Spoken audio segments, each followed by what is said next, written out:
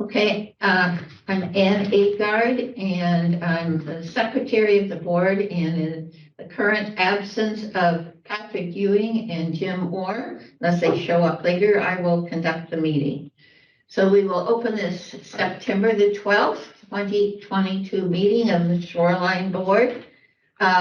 We are looking at possible amendments to the Shoreline Master Program that have been discussed in 3 meetings prior to this.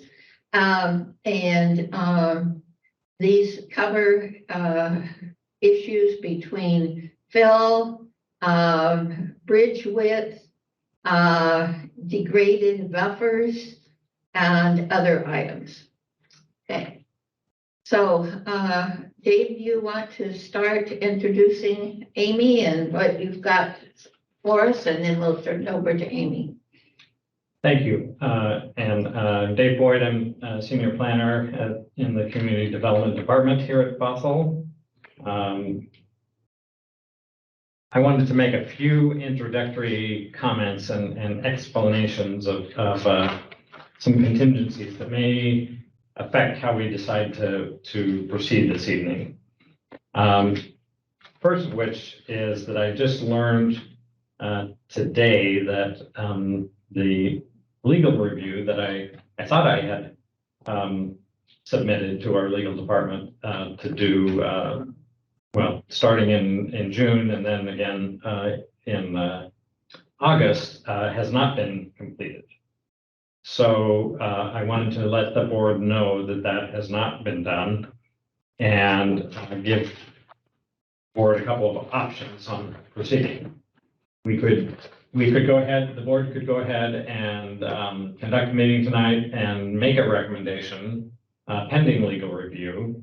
And we could then, if there was not any substantive changes that came about via the legal review, we would go ahead and proceed to council. If there were any substantive changes that we thought required the board review, we could bring it back to the board. And of course, if it were to go to the council and council determined that it should go back to the board, they certainly have that prerogative. So I wanted to just be upfront about that before we dive in tonight and give the board a chance to determine whether they want to go ahead and try to go through the material tonight and make a recommendation, go through the material tonight and defer a recommendation, continue the hearing, or I guess the other thing would be, given all of that and the missing chair and vice chair, should we just continue and try to get a full board in October? So I guess those are the 3 options. Thank you, Dave. I want to go back 1 second and recognize who is here for the board. So Carolyn Schaefer is here. And I believe I heard David Bain on the phone. And David Cox is here, and Suzanne Brunel, and myself. Okay. Yes, thank you. Yeah. I should have done that. We're also joined by our community engagement specialist, Sarah Frost, and consultant Amy Sumi, and Raylan Santiago from the Department of Ecology is in attendance remotely. So let's discuss then how we would like to proceed this evening. So any discussion? Yeah, Suzanne. I'd like to propose that we continue with the meeting. We have a presentation to hear from Amy, I understand, and we have a number of issues still to go through and confirm, you know, what has happened, and we can have a good discussion. And I'd like to see us proceed. I think that we're missing 2 board members, but we have a quorum.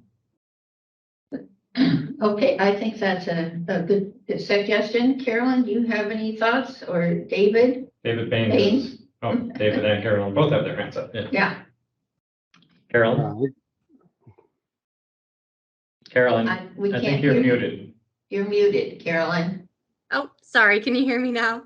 Yes. This is Carolyn. How long does the legal review tend to take generally? We've been asked to give them 5 weeks, which I did, but there was a miscommunication that caused them to not prioritize it. So, Okay. and given that they have had it, I'm pretty confident that they would be able to do it if we chose to continue to the October meeting. They'd be able to do it by then. Yeah, pending legal review. What we do tonight, they'd already kind of have that on their docket. Yeah. Okay. I would like to confirm, David Bain, you want, go ahead. Yeah, I'd kind of like to get as far as we can tonight, but put off a decision until our missing members have a chance to review the video. And, we may have a very short meeting in October if they just, agree with everything we put together tonight, or, they may have substantial input that differs from what we do tonight. But I would like to delay a decision until they have a chance to weigh in. David Cox. Yes, I'd say that right now I'm all in favor of continuing with tonight to make the progress that we can. And my leaning was to see how we feel at the end about if we have a strong consensus here, I would be okay with making a recommendation. Yeah. But we can make that decision. If we all agree that it's worth continuing, then that's an easy choice now. Right. I agree. I would ask the question, if we did continue at our next meeting be October the 3rd. And those, at least those of us who are here, could we all make it? Instead of October 10th, Yes, our normal meeting would be October 10th. it was the second week. I would not be available October 10th, so. And I can't say with certainty, but likely yes. I could make the 10th or the 3rd. I would not be able to make the 3rd if I'm an essential person or not, but Yeah, let's see, I guess the 10th is a holiday.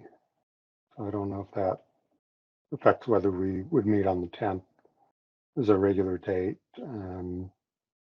Let's see. And Still have I a do seat. have a schedule conflict on the 3rd, but I think this would be more important, so I'd probably show up for this anyway. So the 10th is not a city holiday, I don't believe. Sarah, can you confirm that? Yes, I will look into that. I don't think it is either, but I'll double check. I'm pretty sure that the city doesn't observe either Columbus Day or Indigenous Peoples Day. Hmm.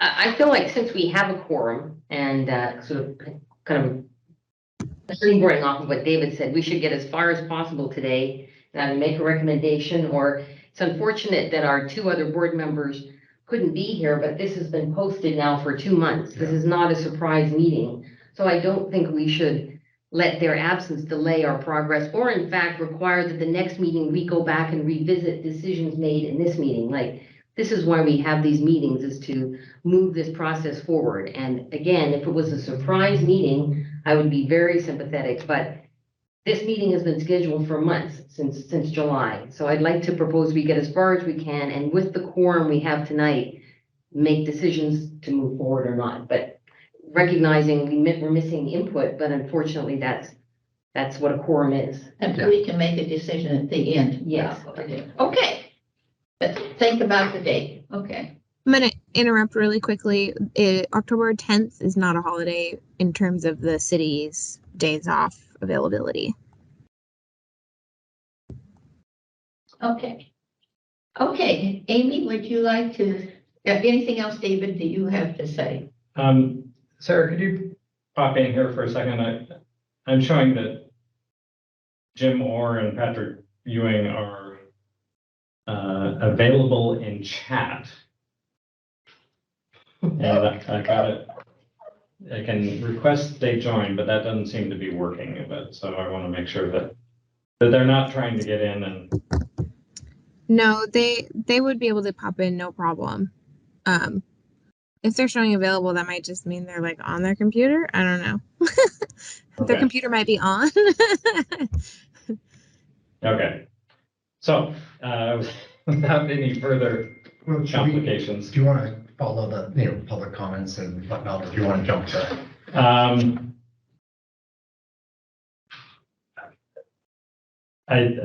Well, I'll just say that this I don't have all the normal right wording. this is a public hearing, and we have accepted public comment in writing, have not received any. Anybody who joins the meeting and wishes to comment can comment for the record. Have to give enough for 3 minutes. But we don't have anyone in the queue here tonight. And I can't remember if you officially reopened the public hearing. I may not have officially, but I will now. I'm now officially reopening the public hearing, and I would like just to note that you said that you saw that Pat and Jim were showing up in the chat, but they don't seem to be able to connect, or we don't know what they're doing. I'm thinking that they're in the chat just because they were CC'd on the meeting notice. Okay. I just want to make sure I'm that, looking at the chat, no one's chatting. So. yeah, I just want to make sure that that's not a problem. Okay, so then Amy, would you like to proceed with your review of the memorandum?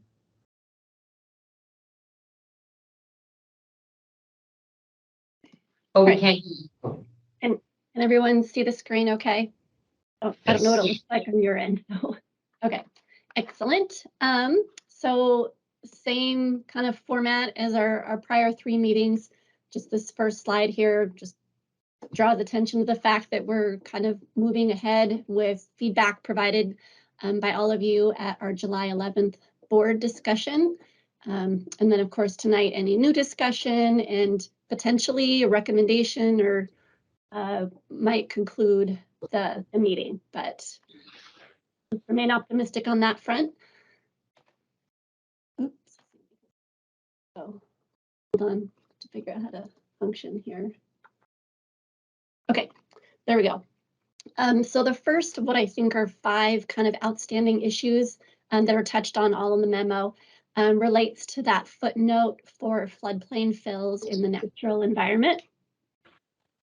And so this kind of text that I've shown here kind of condenses all of the various edits over the past number of meetings and just shows the most recent change kind of with the final proposed text.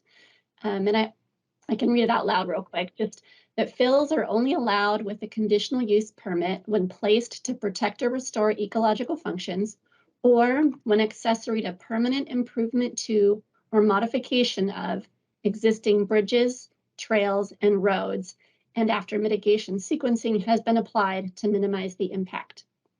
So I think that recognizes the discussion we had last time, focusing on permanent modification or improvement to or modification. I believe that was Anne's suggested text, eliminating the essential public facility language that was here, recognizing that essential public facilities in the use matrix are already prohibited in this environment. And then limiting not just more general transportation, but specifically bridges, trails, and roads. So I think that reflected all of the input from last time. Let's stop for just a few minutes. Is that okay, Amy, and discuss this particular issue, or do you want to do your whole presentation? No, I think it'd be nice if that's how you guys want to proceed, to just work through each one of these as go.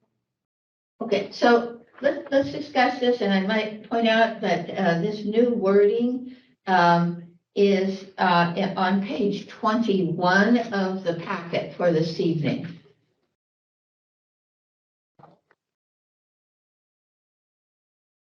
So give everyone a chance to find it. So I'm suggest that we have a discussion on this new wording that has been suggested. And I see that David Bain has his hand up. I don't know if that was I left don't see up it, from but before. good. David, what would you suggest? Let's see, I guess I'm still reluctant to, have Phil go into, floodplain or buffer. David, I'm having trouble understanding you. Could you repeat that again clearly? Okay, I'm having trouble with the concept of, doing fill as parts of bridges, trails, and roads. I think maybe emphasizing mitigation requirements might make me feel a bit better about it. For example, having trails elevated so vegetation can grow underneath and you don't have any impervious surface on the ground. I think, if you had small piles that hold the trail up, I'd probably be okay with that. And, I guess similarly with bridges, if we make an effort to, make sure the runoff from the bridges gets contained and, cleaned up before it gets back out into the environment. But, like I've said at previous meetings, I really don't like the idea of saying, we can widen Beardsley and widen it into the floodplain rather than widening it toward the buildings on the other side. Okay, so David, is anyone else? I have some questions because I'm just having enough trouble hearing him. David, you go ahead. And Amy, maybe you can mention this, but just for clarification, this would allow fill in the floodplain, but if there was a wetland there, you would still trigger all of the wetland rules that are more restrictive, correct? No, this is the floodplain. Right. I'm sorry, wetlands. Not wetlands, yeah. Floodplain versus wetlands. So it could be a floodplain, but not a wetland. Oh, I see. So if it was a wetland, there'd be a whole tier Oh, of I other more understand. Okay, restrictive good, rules. good point. Yeah, because but typically mitigation sequencing is applied to wetlands. I don't know that mitigation sequencing is applied to well, I guess the floodplain is a critical area, so it would apply to that. Is that what your concern is, or? Mitigation sequencing is a very broad term that applies to anything that has impacts and just requires you to avoid, minimize, and then mitigate in any critical area, including floodplains, is required to undergo mitigation sequencing. And I think it even applies to other types of environmental impacts that are not necessarily biological or hazardous. So, I don't believe so. I think it just applies to critical areas.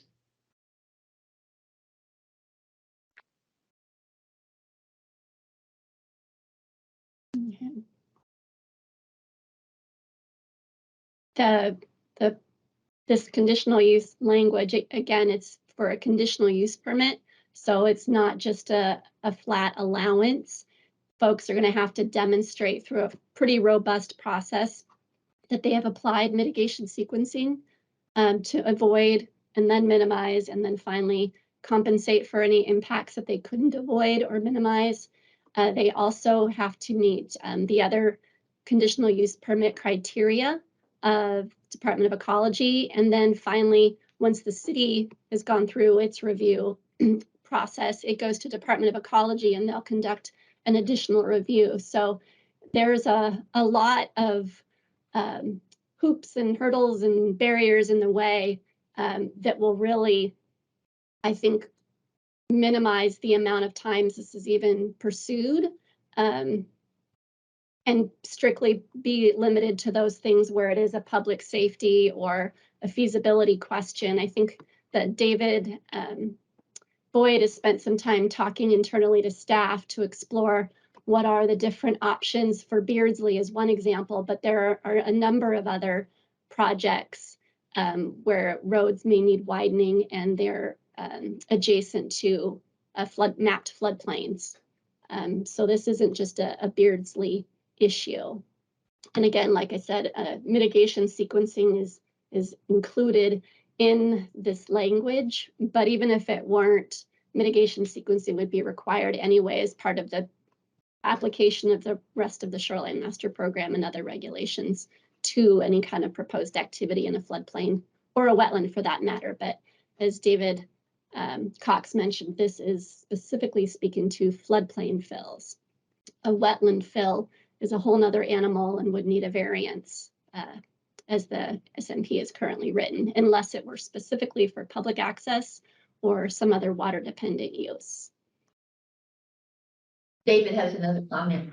So the reason I'm kind of focusing in on the difference between floodplain and wetland is, and maybe I'm interpreting this wrong, but if I'm looking at the table on page 21 of the packet, where we're talking about in a natural area, this conditional use permit would be required because it's in a natural area.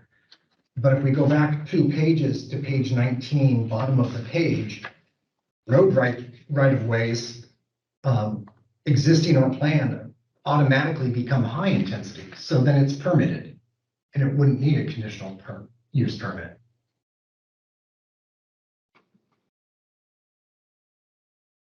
Right, yes. So that tells me we lose that conditional use permit in the floodplain for any existing or future road. There is no conditional use permit. It's permitted under high intensity. So the only protection would be wetlands. There would still be requirements for mitigation sequencing and compliance with all of the other flood hazard regulations. So it still is not a free pass. And it's only for areas. Beardsley wouldn't need a conditional use permit in this except for wetlands. If we're looking at an instance of a road, existing or planned, it's not actually needing a conditional use permit. It would have other protections, but not a conditional use permit.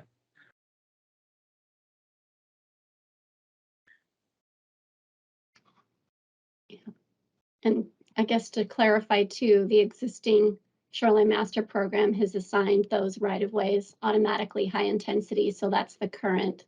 Yeah, but that's on a footnote to figures, not in text that was, I think, discussed as deeply back 10 years ago. I don't know. We spent a lot of time reviewing those environment designation maps, I remember. I do. And Suzanne, you can Yeah. disagree, but we have 2 of us are here from that. And I'm like, oh, boy, that should have been called out in text, not a footnote on a figure. That is a substantive statement. I do agree with that. I think, Good point. you know, it changes the whole scenario around allowing fill in floodways and floodplains if it's next to the road. We're sort of giving with one hand and taking away with another, like it's not really clear. So do we have a resolution, or are we gonna need more work on this, or are there other comments? I agree with you. I think it's a very excellent point, and it affects actually the next topic that we're gonna discuss as well. Yeah, good point. Can I just have a follow-up question for Amy, related to David Bain's question about trail, if a trail was to extend into a floodplain for this footnote 21, that the mitigation language in footnote 21 would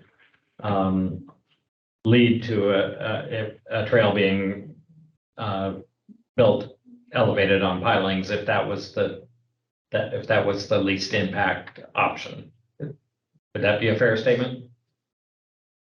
Yeah, I mean, each project would have to go through mitigation sequencing regardless of the footnote here, because that's required for all developments in shoreline jurisdiction and in the city, generally speaking. So, but yes, I think unless there are technical reasons or engineering reasons or some other reason that I wouldn't be qualified to speak to where they couldn't do that, if it were considered feasible, then that would be something that they would have to consider and potentially choose as the preferred option.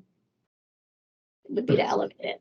Conditional use permit, which wouldn't apply to roads.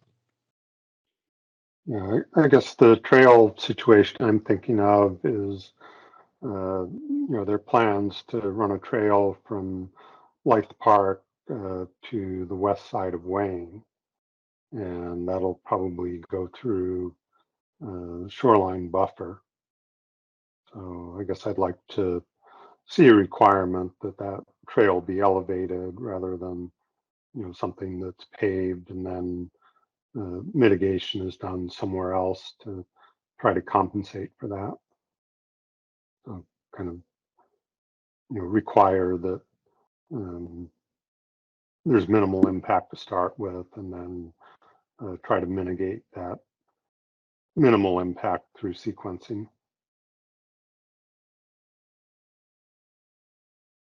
So David Cox, I'm going to ask, given the good point that you have raised,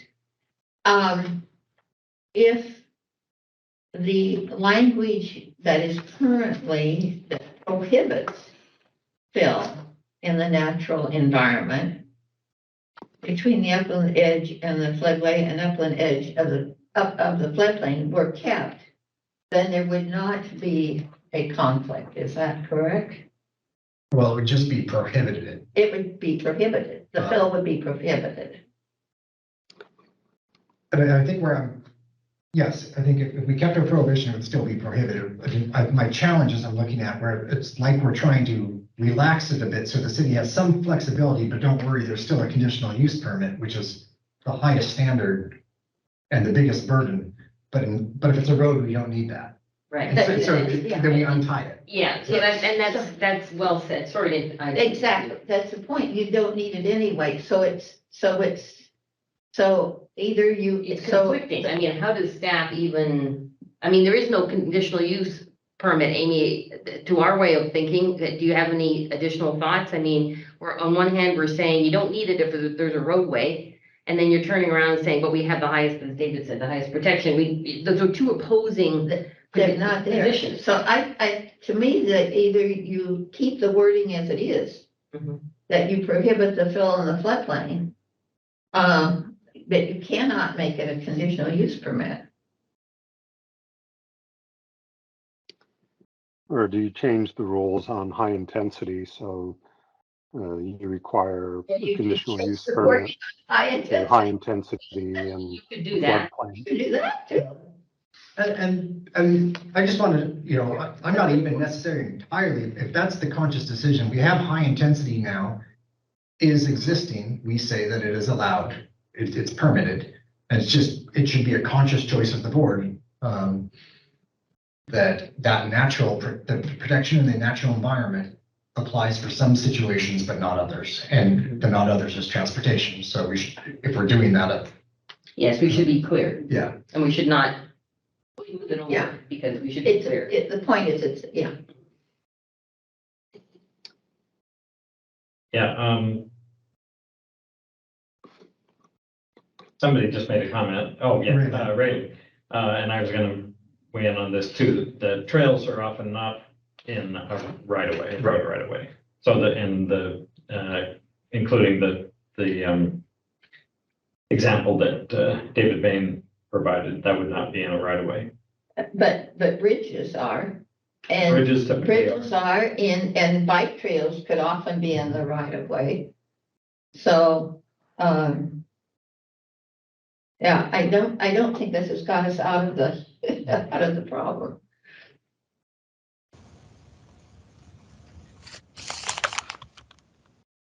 So I think we would agree that the current situation of having that footnote about right of ways being high intensity as a footnote to a figure is not, It's not going to work. well, that's why Put it in. we're putting it into the text of the Yeah. the code. I guess then the question is, do we need to resolve? Is there a conflict between that and this footnote 21 and that needs to be resolved? And from my stance is, I just wanted us to make sure that we're cognizant of the choice, that we aren't saying, okay, it's a conditional use permit for transportation, because that's not going to be the case. It could still be a choice we make. I just want it to be an informed choice if we do. But I think I don't think the choice is just between whether we put this wording about roads and high intensity in there, because it's on the maps. And I don't know that we're going to remove it from the maps.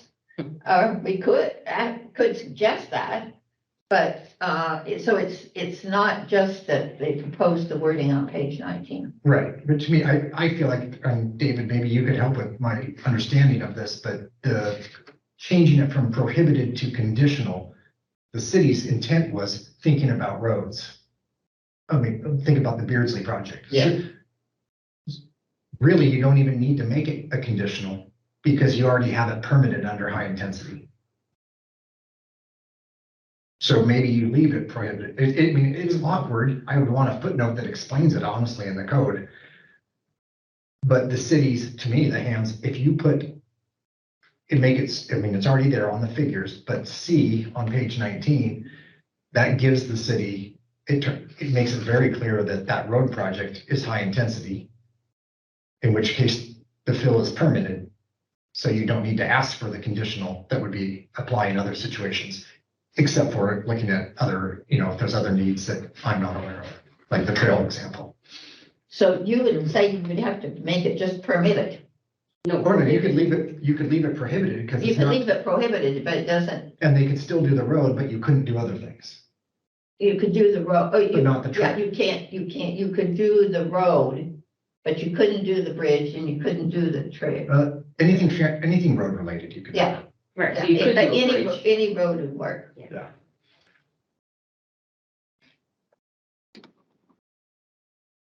So I guess that to me falls a little bit to like, what is the city's ask?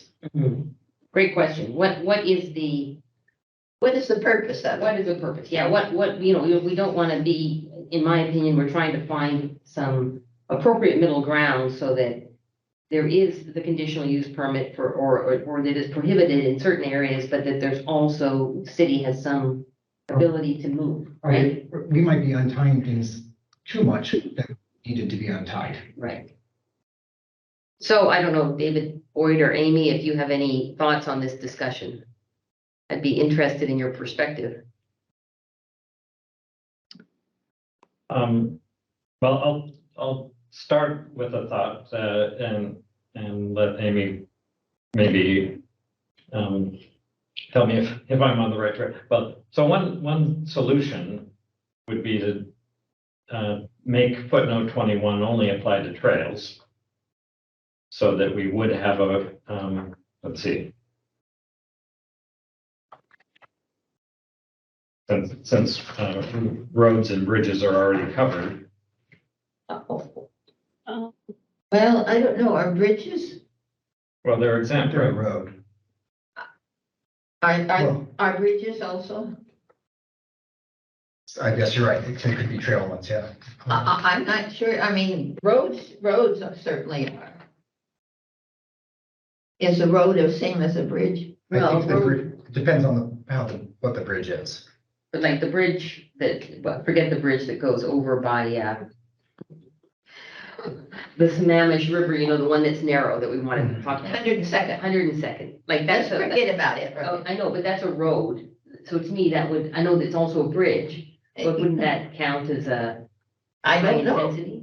I think that one would do it. I think we're only talking about trails, I guess, then. Yeah. Footnote 21 only gives you trails, everything else you already have. Right. Does that make sense to you, Amy?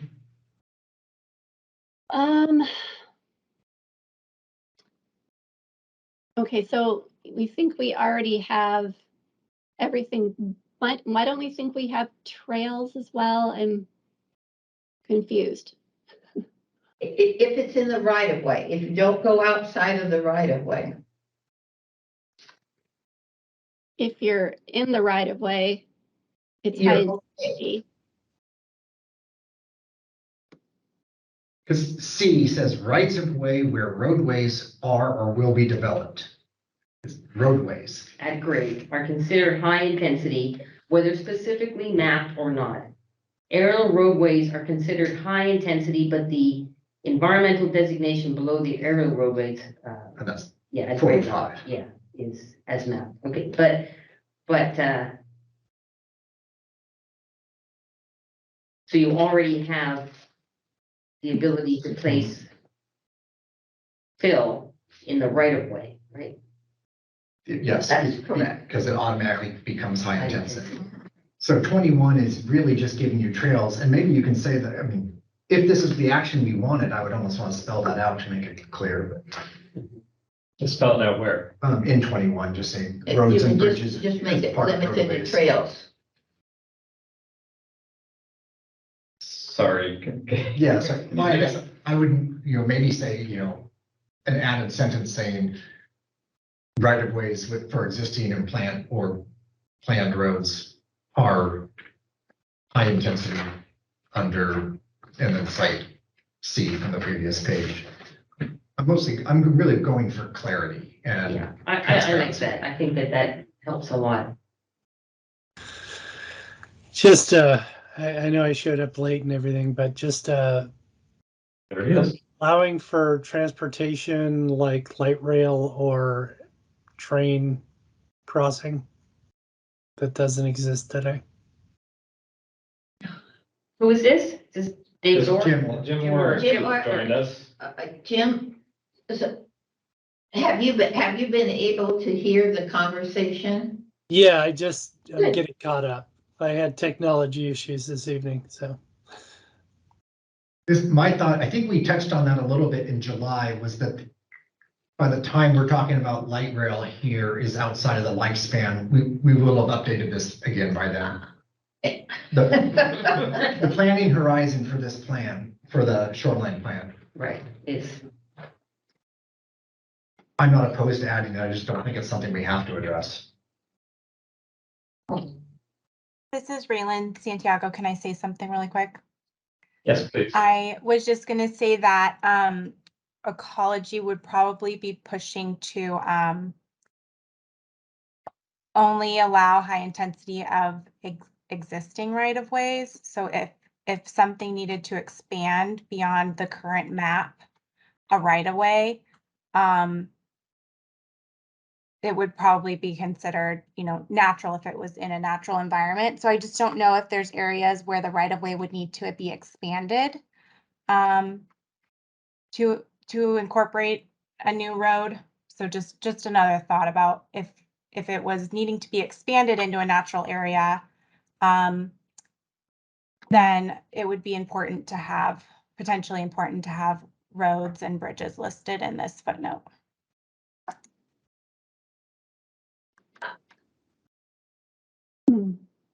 I can't read your writing up there. that's Amy's.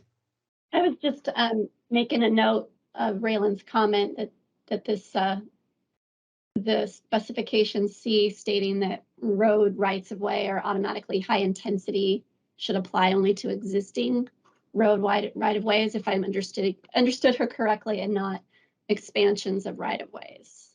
Is that what you said, Raylan? Yeah, we would likely want it to be what the map shows when we adopt the amendment. So, whatever it's currently showing, or if the maps were updated, it would be the one that we approve through our amendment. So the text on item C that says road rights of way where roadways are, then the language that is or will be developed should be stricken? Is that your comment, Raylan, or your, what ecology might consider is not language that they would like to see there? Well, I think the that's still, concern is how do we deal with things like 100-second where it needs to be widened for safety, and kind of get a standard of you have your car lanes and your bike lanes and your sidewalk, and that bridge was built before that standard, and it's kind of a environmental impact we'd probably like to allow, but we need to limit how much impact there is. So if we can do that without doing fill that affects like the existing restoration area, I think that would be important. So, Raylan. Yeah, it's like she said, if you're expanding your road into what is currently a natural area, that needs to be looked at very carefully, and seeing whether there are other options that would not require you to expand into that natural area.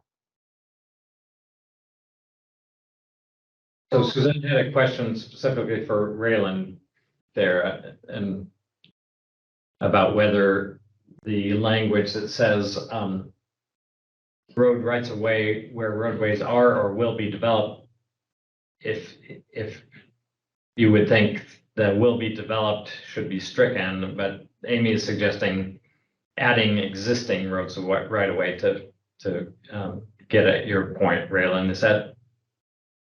Does that do it? Yeah, and I was mostly bringing up this topic about the previous footnote that we were talking about. This looks fine to me, and to be developed doesn't, to me, read that it's an expanded right of way. It just means an undeveloped existing right of way. So the highlighted language looks fine. I'm mostly bringing it up, regarding the previous footnote, to think about if there are roads that need to be expanded into the natural designation, then that footnote would still apply, because it would be outside of the existing right of way. right. Yeah, that makes sense. Yes. Yeah, I think some clarification that it had to be an existing right of way, because to me it's the to be or will be built part that Yeah, was I making me think think that's a you could good put a road point, anywhere. Right, I agree. That's excellent point.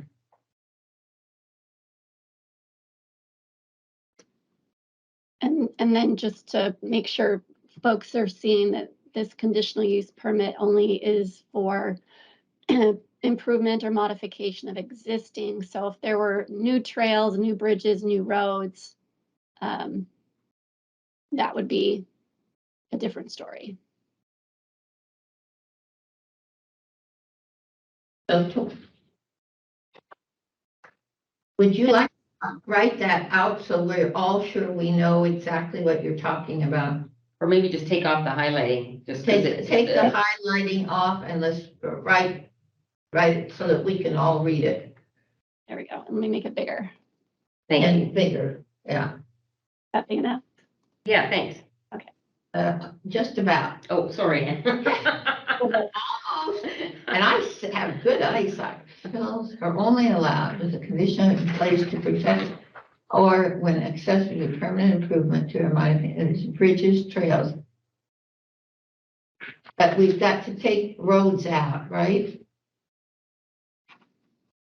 No, because as Raylan was explaining, if we limit the application of high intensity to existing rights of way, expansion of, I think, several of the roads would quickly overstretch their existing right of way, and you'd be in the natural environment. So it'd be important to retain that for roads too, I think. This is David Cox. I think I agree with that as long as C is clarified that it's existing right of ways. Yeah. And another thing too, like what started this whole journey, part of it was the what I think it was WashDOT, the experience they had working through this, and it said prohibited, and they ended up getting a variance because fills are accessory to the proposed use or modification, which was permitted. And so although it said prohibited in the use matrix, it turned out, and Raylan can maybe explain this better, but it turned out that because it was sort of an accessory modification and not a prohibition on the use, that there was ability for WashDOT to pursue and obtain a shoreline variance. So that was a whole bunch of contortions and legal stuff back and forth between WashDOT and the city and ecology, and I think it was extremely complicated, unnecessarily so perhaps considering where it ended up in the end. But it was the hearing examiner's recommendation, I think, to fix that and not leave that prohibition in there that then precipitated all of this hurdles and hoops and extra process. It's just more straightforward, I think, to do it this way, but still, again, keeps all of the Oh, we lost you, Amy. permit mitigation sequence. Oh, what was that? You're cutting in and out your audio. Okay. I'm not sure what you missed, but I was just kind of emphasizing that this kind of solves the problem that the hearing examiner was recognizing with a more straightforward permit pathway rather than a prohibition that leaves room for a lot of time-consuming and expensive wrangling by all parties. And it still has the mitigation sequencing piece, which is very important and is particularly, I think, in conditional use permit and variance permit cases very strictly adhered to and reviewed by ecology and the city and others. So it's not a small thing to be a conditional use permit. So my understanding then is if it can fit within the existing right of way, it's permitted because it's high intensity. If you have to make a new one or expand your right of way, C doesn't apply. So therefore you would be under the conditional use permit. That's how I understand it, the complicated flow. Yeah. David, Boyd, and Raylan, is that how you see it too? Yes. Okay. As long as we change the other wording. Yeah, add the word. I'm okay with the changes as long as we change the existing. I think that helps As we clarify change it. that. Yeah. Okay. Okay. Okay, one down. Ready to move on to slide 2? Good discussion. All right. Okay, item. Next one. Okay, hopefully this is an easy one. For all the discussion last time, you chose to retain the existing 4-bucket wetland buffer system and the numbers. And all that I did or attempted to do with this subsequent revision was to add in a very clear buffer table for those applicants that don't want to apply the minimization measures, because that table was missing from the code. It just had a more a flexible requirement that, or a suggestion that the city could consider increasing the buffers if the minimization measures weren't used. And so this just makes it very clear: minimization measures, one table; no minimization measures, the other table. And so that had a few little sort of minor changes throughout to make sure that that flowed and was clear. And I can pull that up if that's helpful, the actual text. That starts on page 50. Yeah, and actually, can I speak? Yeah. Yes. Oh, Amy, thank you for this. I did have, in the last meeting, I asked that we make a small change to page 34, the language under vegetative condition, under wetland buffers. so that it better aligned with, I believe it was the draft CAO guidance. Yeah. And that I- might have just gotten lost in the shuffle. I thought I did that. Let me, I have it here, I can give it to you, or so, yeah, that's the section. So the second sentence or the second line is the same sentence. It starts, assume that the buffer, and then the language is well vegetated with native plant species appropriate to the region. So that last phrase is just a little more specific. That's from, so it's is well vegetated with native plant species appropriate to the region. And that's a DOE language. so it's just the addition of well. Well vegetated. Okay. With, oh yeah, there we go, with native plant, yeah, species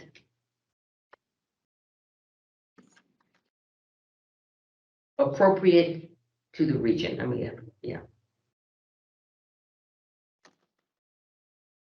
To the region. Yeah, thank you. That was the only comment I had there. Okay. All right. Got it. Okay. Oops. Okay. Is there any other discussion on this section? I don't have any. Yeah, see, before we talked about maybe basing buffer size on tree height, and we got the memo that said that based on 1960s trees, alders are what we had, and they're about 100 feet, so there's no point in changing it. But if you go back to 1850s, before this area was logged, there were 5 common tree species. In addition to alders, you had western red cedar, Douglas fir, big leaf maple, and western hemlock. And some of those trees get to 230, 280 feet high. So that would be a substantial change relative to what's in there now. Also, with warming, we're likely to start getting California trees up here. For example, there's giant sequoia on the Wayne Golf Course, and they get up to 380 feet. So you'd be looking at, close to 400-foot buffers if you used, the trees that are there now as your basis for tree height. So I think there may be room for us to discuss that further. That's, I think that might be my last slide that talks about shoreline buffers in the Wayne Golf Course. And this slide is specific to the wetland buffer. Okay, so we can talk about it later. Yep, it's coming. Okay, anything else on wetland buffers, the tables or text? No? Okay. Let's see here. Okay. This had to do with a lot of discussion that we've had about the 30-foot bridge limit.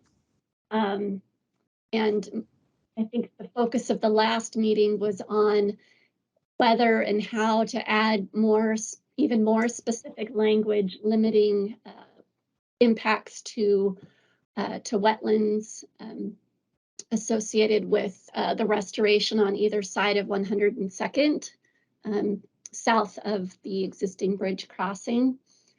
And I worked with that. I was trying to put that in and figure out how to do that. And then it just sort of, as I was working on that, realized that what we were talking about with those changes were actually wetland specific regulations. It was all about the wetlands. And so those belonged in 13.13.020 rather than the basically the stream shoreline buffers section here. And then looking back again at, well, where can I put this in 13.13.020? all of the recent discussion we've had, and ecology's been involved in figuring out what wetland fills would be allowed and through what kind of permit process. I just sort of remembered that water dependent and low impact public access and recreation are the only reasons that you can fill wetland in shoreline jurisdiction. And otherwise, if it's not one of those two categories, which roads wouldn't be, it requires a shoreline variance already. So considering what is involved in a shoreline variance, similar to a conditional use permit, there's the public noticing, city review, ecology review, the very stringent criteria, and then the other sort of general wetland, like mitigation sequencing, those types of things, all of that combined, it just didn't seem like there was anything missing that wasn't already captured with a very in-depth shoreline variance requirement. That would apply to any of those, any proposed wetland fills that would be adjacent to or associated with a road expansion. So there's more explanation in the memo, of course, but that was kind of the thought process, and I ended up just thinking and discussing with ecology that sticking with what we've already done, which is prohibit it unless you have a shoreline variance, essentially, should provide appropriate protection of those adjacent wetlands. Okay, discussion. David, Jim, or Carolyn? Okay, I have some comments. I think first, one relates to the recent discussion that you brought up, David Cox, which is this issue that if there is an existing road there, that right of way, as it currently exists, you could not require a conditional use permit. Okay, but that's just for the road right of way. And that has to do with fill in floodplains. It doesn't do anything with wetlands. It doesn't have anything to do with wetlands, exactly. And so I basically agree with you, Amy. I thought this was a good perspective. I do have some additional thoughts that I would like to enter in, and I'm going to make this actually as part of the public record. As one of our requirements when we amend shoreline master programs, we're to look at the best available science. And so fortunately, I'm married to a scientist. And so we get many science magazines across in our mail, as well as the American Geophysical Union. And so I have an article related to the importance of wetlands as they relate to climate change and their importance for carbon sequestration. So I'm just going to take one quote from the article. I will submit the whole thing, and then I will have a very brief amendment to add to your suggestion that is already in the text. So I just took a comment from this. Restoring wetlands is a powerful additional tool to combat climate change. And this comes from a study from scientists at Duke University, and it's printed in the American Geophysical Union. Carbon sequestration potential of wetlands is great.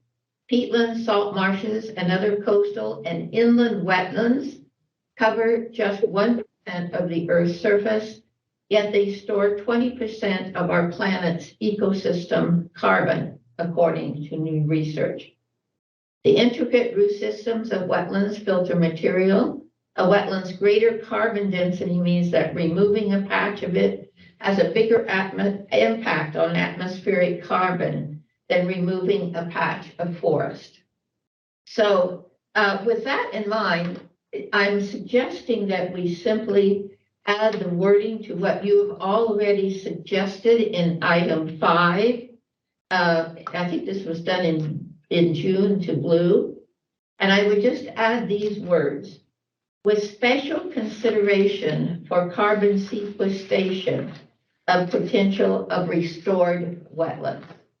Excuse me, Anne, what page is that? Okay, so this is page 62, and it's this 13-13060 E12C on the 30-foot bridge, page 62. And you see that this was added before, and I would just add to that those with special consideration for carbon sequestration potential of restored wetlands.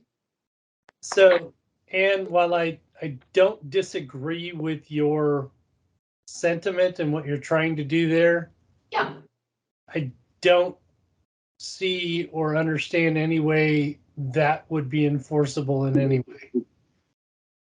The way And it just kind of adds confusion and the way it could be enforceable, Jim, thank you for bringing that as that, again, as I pointed out earlier on, these are restored wetlands on either side of 102nd, okay? But the second way that it would be important is that in the Department of Ecology's updated guidelines, and I have not seen the final update. It is requesting again that we be looking at effects on climate change whenever our Growth Management Act, which means our critical areas ordinances, which eventually will mean the Shoreline Master Program, consider climate change issues. But we can, even under the current guidelines, consider climate change issues. They're just, it's not as clear that they will be required. And that's simply, I'm just emphasizing that it does, that we can consider this as a climate change issue at this time. That's the point of it. So. One thought I have, Anne, is that if we want to add something about climate change, it seems again this is specific to wetlands, and so it might be better to find a place within the wetlands chapter, perhaps under this list of requirements of what should be included in a critical areas report for wetlands, possibly. Yeah. So anyway, that's just one idea. Just try to make it simple with your amended wording. Yeah. I have a comment. This is Suzanne. I'd like it better where Amy proposes that language, because at least then it's a part of an assessment that might have more value and quantitative, analysis versus sticking it in a footnote. And I take Jim's point. I think there's less actionable in that footnote. It's not clear what a person reading that is supposed to do. Okay, good. Thank you. Yeah, I also think if we want to include that, I think this is a logical place for it. Yeah, and then a professional in doing a report can actually look at that in a much more specific and thoughtful way. Yeah, and I will submit the article and the map showing the restored wetlands. Thank you. Any other comments? Jim, do you want to get back to this? no, I agree that the wetland section is a better place to put this particular discussion. Okay. And I'm fine with the tagging of it, but it does, it is very much focused on wetlands, and I think it should go there. Good. Okay. This is David Cox. I will point out that, just for clarity, that the way Anne had proposed it dealt with restored wetlands, and this broadens it to all wetlands, just to make that an aware point. I'm fine with that, but just to be clear. Yeah. And it's but the intent of the article, but they were emphasizing that restoring wetlands is a very effective way to increase the carbon sequestration. And I'll look at the full wetland code again and see if there, because I agree, just a general wetland delineation report where you don't have impacts and you're not talking about mitigation, maybe you don't need to try and force a discussion of climate change carbon sequestration there, but if you were developing like a mitigation plan and related assessments and documents. So I'll find what I think is a good place for it and bring that back. If that works. And David Bain has his hand up. Yeah, I think things are a bit more complicated than just wetlands. So the studies show that a healthy wetland has the benefits that Ann talked about, but unhealthy wetlands are actually carbon sources. So, I think when we're calculating no net loss in terms of climate, you need to look at, how much damage are you causing by eliminating a wetland, and then, is your mitigation actually going to replace healthy wetland with healthy wetland? The carbon consideration also applies to trees. There was a UW Bothell study that showed that you need 10,000 of the little trees that people typically plant to replace one large tree. So, our code is only going to be talking about a handful of trees as replacement for trees removed. And, a century down the road, that's fine. But, for decades, there's going to be a net loss in carbon.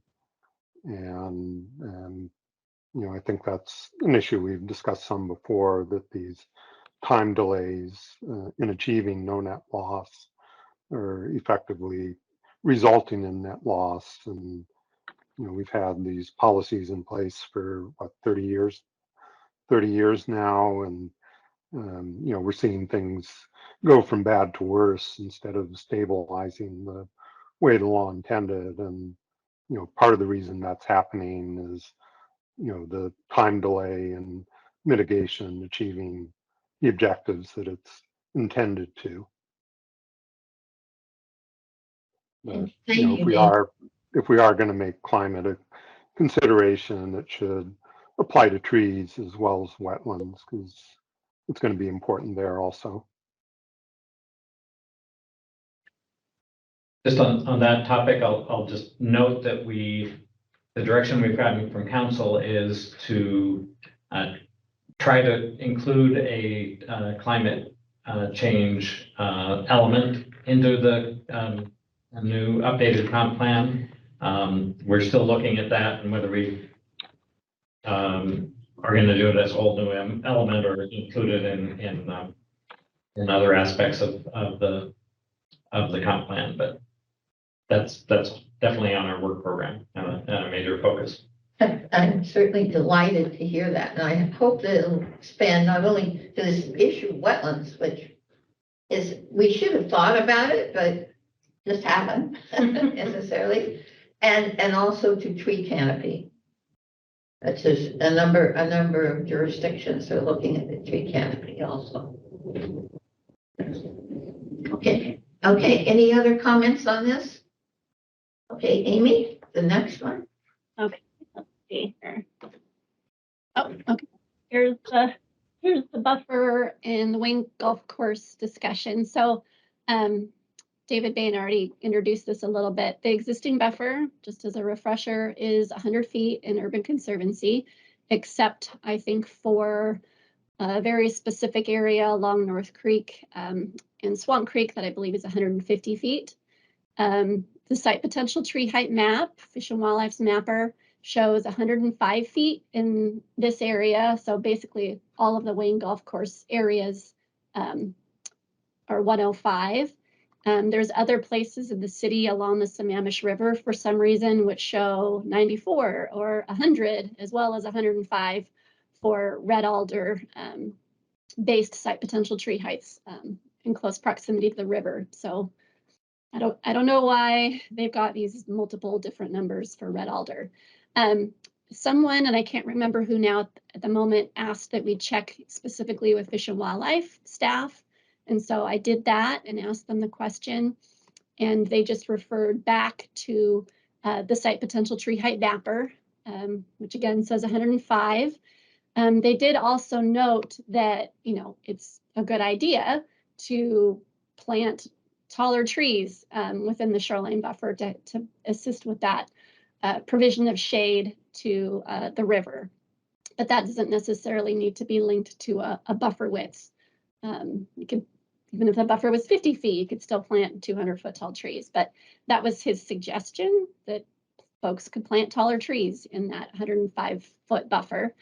And also just kind of thinking more broadly about the Wayne Golf Course, former Wayne Golf Course limitations, and looking at the conservation easement that applies, and then other Shoreline Master Program provisions specifically for the Urban Conservancy environment. It just feels like there's a lot already in play that is going to be pretty protective of the Wayne Golf Course future, basically. And that all those things piled together, we just would recommend preserving that existing buffer at 100 feet. So open for discussion. And David, you had some comments on that. Suzanne? Oh, I just had a question, Amy. I noticed on this map that we don't see the shoreline jurisdiction, and I'm assuming it's really the site potential tree height boundary of 105, like roughly. I'm just wanting maybe us, if we're gonna put this map in anywhere, if we add the shoreline's jurisdiction to it. Yeah, Like- that the mapper didn't allow me to do that, and I sort of just went back and forth between the mapper and Google Earth trying to figure out, just from my own understanding, like where the heck is shoreline jurisdiction on this figure anyway. And I think it's just like right about, I think this is about 200 feet, like right in here. So it was kind of something like. I used the mapper, there's a function, you know, the ArcGIS function for distance, and it did look like it paralleled roughly the contour of the site potential tree height, but I'm not sure what our intention is long-term for this map, but I just, that was one observation I had. It would be nice to see what we're really talking about the site potential tree height for red alder of 105, I think, near the Sammamish, in the shoreline jurisdiction, right? Yeah. And David, you had some comments about the tree height. Yeah, I was saying that, you know, the 105 is based on red alder, but if you go back before logging, you know, we had 230, 280-foot trees in that area, or at least the upland part. And the lower west part, it was Lake Washington. So there were no trees at all in that area historically. So we kind of have a shifting baseline issue. What wildlife may have been looking at is, you know, the kind of trees that would have been there in the 60s. And, you know, typically when trees recolonize a grassy area like that, alders are the first ones to come in. And the reason for that is, one, they're pretty sun tolerant, and two, they put nutrients into the soil rather than rely on pre-existing nutrients. But I think at the golf course, because it's had so much fertilizer over the years, you probably do not need to start with alders. And you could start with something like Douglas fir that's, you know, got a 280-foot tree height and does well in sun. Or you might give willows a few years to get a head start to create some shade, and then you could put in some red cedars that would be, you know, 230 feet high when they're through growing. So rather than have that 105-foot buffer along the shoreline, keep in mind that, you know, the potential tree height here, you know, is really hundreds of feet, not the 100 feet that is on the map, because I don't think the 100, 105, 94, whatever, is really best available science for this particular location. Yeah. One thing I was thinking about was that at some point in the past, this was probably a more active floodplain, in which case you would rarely end up with those mature Douglas firs in an active floodplain, depending on the flood frequency and that sort of thing. So it seemed like this was more consistent with a presumption of a more active, dynamic kind of riparian area rather than a fairly stable and infrequently flooded Douglas fir or hemlock community. But Yeah, that so was like I said, that western part historically was lake bottom, so it Right. wasn't even floodplain. You know, the lake got lowered when they put the locks in, and there's been a lot of fill moved around. So, you know, that's why that area is relatively dry now. But, you know, on the eastern portion of Wayne, where, you know, historically it was dry land, it would have been a mix of 5 species of trees, one of which was alder, but there were 4 other species of trees there that were taller. So I think big leaf maple's a bit over 150 feet when it's full grown. And the hemlocks and cedars get up to about 230, and Douglas fir gets up to about 280. So those would be the potential. And like I said, the golf course decided that they were going to plant giant sequoia, and you know, with the climate change we're experiencing, it probably could survive there and grow to its full 380 feet. So, you know, if we shift the baseline to, you know, the present trees that are there, you know, you could even argue for a 380-foot site potential tree height. David, are you aware of any grants that are being applied for in terms of looking at some replanting, reforestation for shading the river? Yeah, the city has a grant for the east side of the river, and they have a consultant who's working on the plan right now. And that work includes meeting with stakeholder groups to see what the stakeholder groups want. And, you know, there are various restoration options. So thinking about adding side channels to the river and restoring Waynita Creek. There are some wetlands in the upper part of Wayne that could be reconnected to Waynita Creek. And, you know, back when we were doing the grants to acquire the land, you know, the reviewers were pretty excited about the potential to get all that restoration work done. And, you know, those would be probably funded through Puget Sound acquisition and restoration grants. And I think, you know, after the consultant completes the design, if the city does decide to go for a fairly comprehensive restoration, it would be easy to get the money to do that. They're not looking at the west side yet. So, you know, presumably the same things could be done there. But, you know, the city's got limited resources, so it's kind of one step at a time. Good. I'm aware of some other pilot projects that the Salmon Recovery Council is looking at, actually in Kitsap County. And it just seems like we're so much further ahead here because we have the land. And it has been purchased in part with the Conservation Futures money from King County. So there are limitations on it.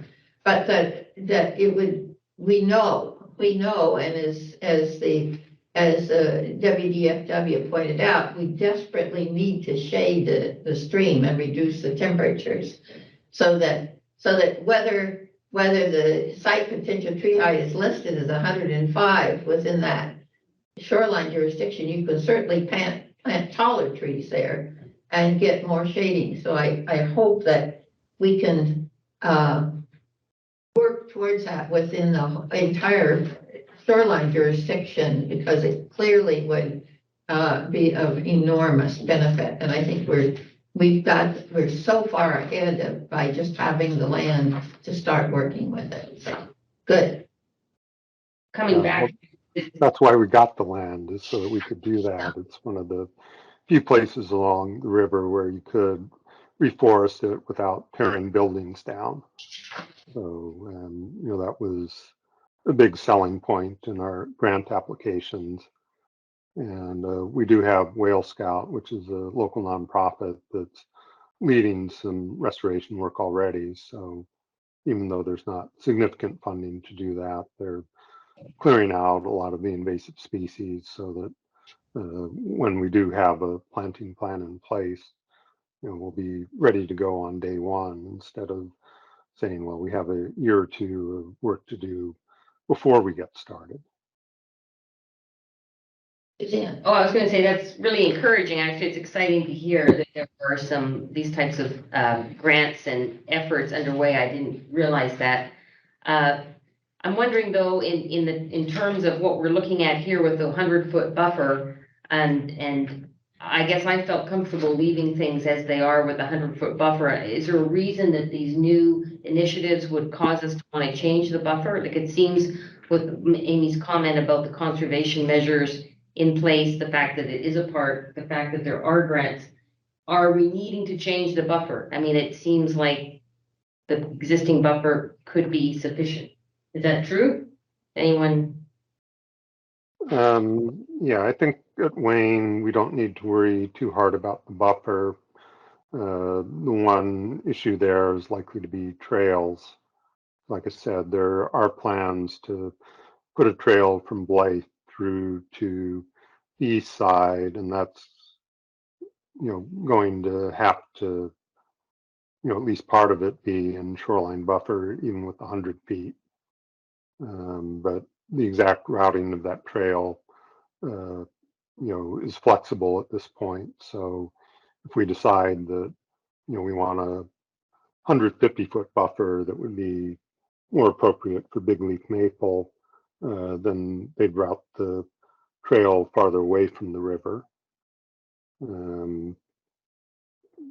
But I think in general, a lot of restoration work is going to be happening at Wayne, and whether we start changing buffers on other parts of the river would be the more relevant decision. Good. Thank you. Okay. Are there any other comments on this? Any other suggestions? This is David Cox. I would just say I lean towards leaving it at the 100-foot. I think for this parcel of land, it's very well protected, and I'm not necessarily opposed to a trail paralleling the creek. Crossings are worse than paralleling. I think they can do it well. I proposed it just because I think I can see kind of averaging 105 and 231 and coming up with it. But I recognize that this issue of having the purchase with the conservation futures and the easements is probably okay. But I'm glad we have the map, and I'm very glad for the input from the WDFW. And I think it is something that we may want to consider as we go on down the road about, particularly as we look at the Sammamish River and at some point maybe even North Creek, but knowing that this site potential tree height is that 105 feet is important. Okay, so Amy, the next issue? I think this is our last one. And it has to do with the buffer reduction options and I guess in what circumstances it should be available and to whom it should be available.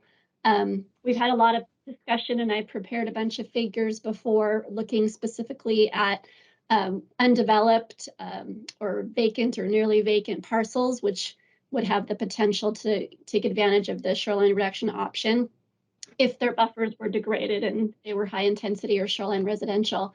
And I think at the last meeting, kind of at the end of it, it was suggested that maybe we didn't need it at all, the buffer reduction option. But I think it's pretty important to retain it for the substantial redevelopment category of projects. which are typically these shoreline residential existing developed areas, which don't have a lot of options available to them for redeveloping their existing single-family home without the buffer reduction. And so where we landed as our kind of current proposal is that we stripped it from being an option for new development in the shoreline residential and high intensity, but propose keeping it for substantial redevelopment. And just sort of to highlight, just in brief here, some of the existing conditions that these substantial, or that these single family homes are in this section of the Sammamish River, is a lot of them, they have buffers significantly, substantially less than the 100-foot standard buffer, which is way up here. And in some properties, I didn't show it, but it would actually, be like in a roadway. So there really isn't a way for them to redevelop and get to this 100-foot buffer and recognize this 100-foot buffer without this buffer reduction option. And even with the buffer reduction option, they have to give quite a bit in order to get to the maximum reduction they could get is 40 feet. So they'd still have a 60-foot buffer that would be basically restored, except for some small carve outs for access and that sort of thing. But even that, even with a reduced buffer, it would be a net gain in the function of all of these riverfront properties. This one maybe being the exception, but even still, actually, I would say it's a net gain because it would be a restored rather than primarily lawn. So that's what we show in purple in the latest set of amendment text changes, and I think open for discussion at this point. See what you think of that. Okay, we got a number of comments coming. This is Suzanne. I had Amy a concern about the definition. We talk about substantial redevelopment for shoreline and high intensity, but when I look through the shoreline master program, there isn't actually any definition for substantial redevelopment. We have development, and then we have and then we have substantial development, but not redevelopment. And then we have substantial improvement. And both of the definitions for substantial development and substantial improvement really focus on, even though they don't say it, kind of the homes, it's like exceeds, $5,000 is adjusted, that's substantial development, and substantial improvement is 50% of the market value. But we haven't defined redevelopment. And my concern is not so much with the shoreline residential. Obviously we have residents in the shoreline area, and we spent a lot of time in 2012 trying to make sure that they didn't experience undue hardship with the buffers. But my concern is with the high intensity. And we actually don't have a definition for what substantial redevelopment is for the high intensity environments. And so to me, without that definition, it's a carte blanche of buffer reduction without a real clarity of what the definition is for the high intensity. And so I'm concerned about that. I mean, what is it we're allowing in high intensity? What is substantial redevelopment in high intensity? I think it's the same for shoreline residential and high intensity, is that it's based on the cost of the alteration exceeding 50% of the assessed value as a metric for when an applicant has proposed changes or modifications to their project that have reached kind of a certain point where, okay, you're more than 50% of the assessed value, that's substantial. You need to deal with a new buffer and or pursue formally a reduced buffer, offering up this menu of enhancements to the shore. Would we, like the redevelopment of office buildings and such is different than development of, to me, I'm concerned about the redevelopment part, because there's no definition in the Shoreline Master Program, one could argue that substantial development is different than redevelopment? Substantial development is a totally separate thing, so maybe there is kind of a word issue here where it could be confusing. So substantial development is defined by the WAC and the RCW and has a very specific definition. So substantial redevelopment, basically our definition is just this: redevelopment, where the cost of the alteration exceeds 50% of the assessed value. Oh, can you see my screen? Part of screen buffer. 42.4. Yeah. But, okay, so do we not in this section on development, don't we have a whole section just on this, if you go beyond the 50%? I mean, is up to 50%, don't we already in the Shoreline Master Program cover that? If you're up to 50%, then that's, what is it, existing legal development. And basically your buffer. That's an existing legal development. So, Yeah. So why are we offering something for over 50%? Well, somebody's going to. We already cover up to 50%. Right. And there are lots and lots of projects, house rebuilds, tear down and build it up again, or depending on if it's an older home and the assessed value of the development might be fairly low, and a modernization or upgrade could get to more than 50% pretty quickly. And in which case, those folks, different from the others, would be faced with a buffer of 100 feet, or they can pursue reduction with this option. And they have to. I think we're trying to kind of outguess what the Shoreline Master Program and the Act itself has established. There is no such thing in the SMA and the RCW. It very clearly talks about the 50%. There is no thing. There is nothing that addresses what we're talking about today. We're making it up. And we're making there, as I understand it, I don't know what the city of Bothell regulations are, but if a home burns, you can rebuild to the foundation that is there, but you have a year to do it. Yeah. Yep. And I assume that's fairly standard in most jurisdictions, or if there's a major flood or something. So that can be done. But I tend to agree with Suzanne. I don't think we're offering someone something because, as you say, well, it's difficult for someone to go through a variance procedure. That variance procedure is in the Shoreline Management Act and required by it for a particular purpose. And I think we should abide by that and not be offering some other option. And I guess one question I would have too is in your diagram, well, there's 2 points I would make alongside this. One is in your illustration that you have in the memorandum there. I'm not sure where this picture is taken from in the first place, because it actually shows a whole bunch of mobile home parks, that one. Mm-hmm.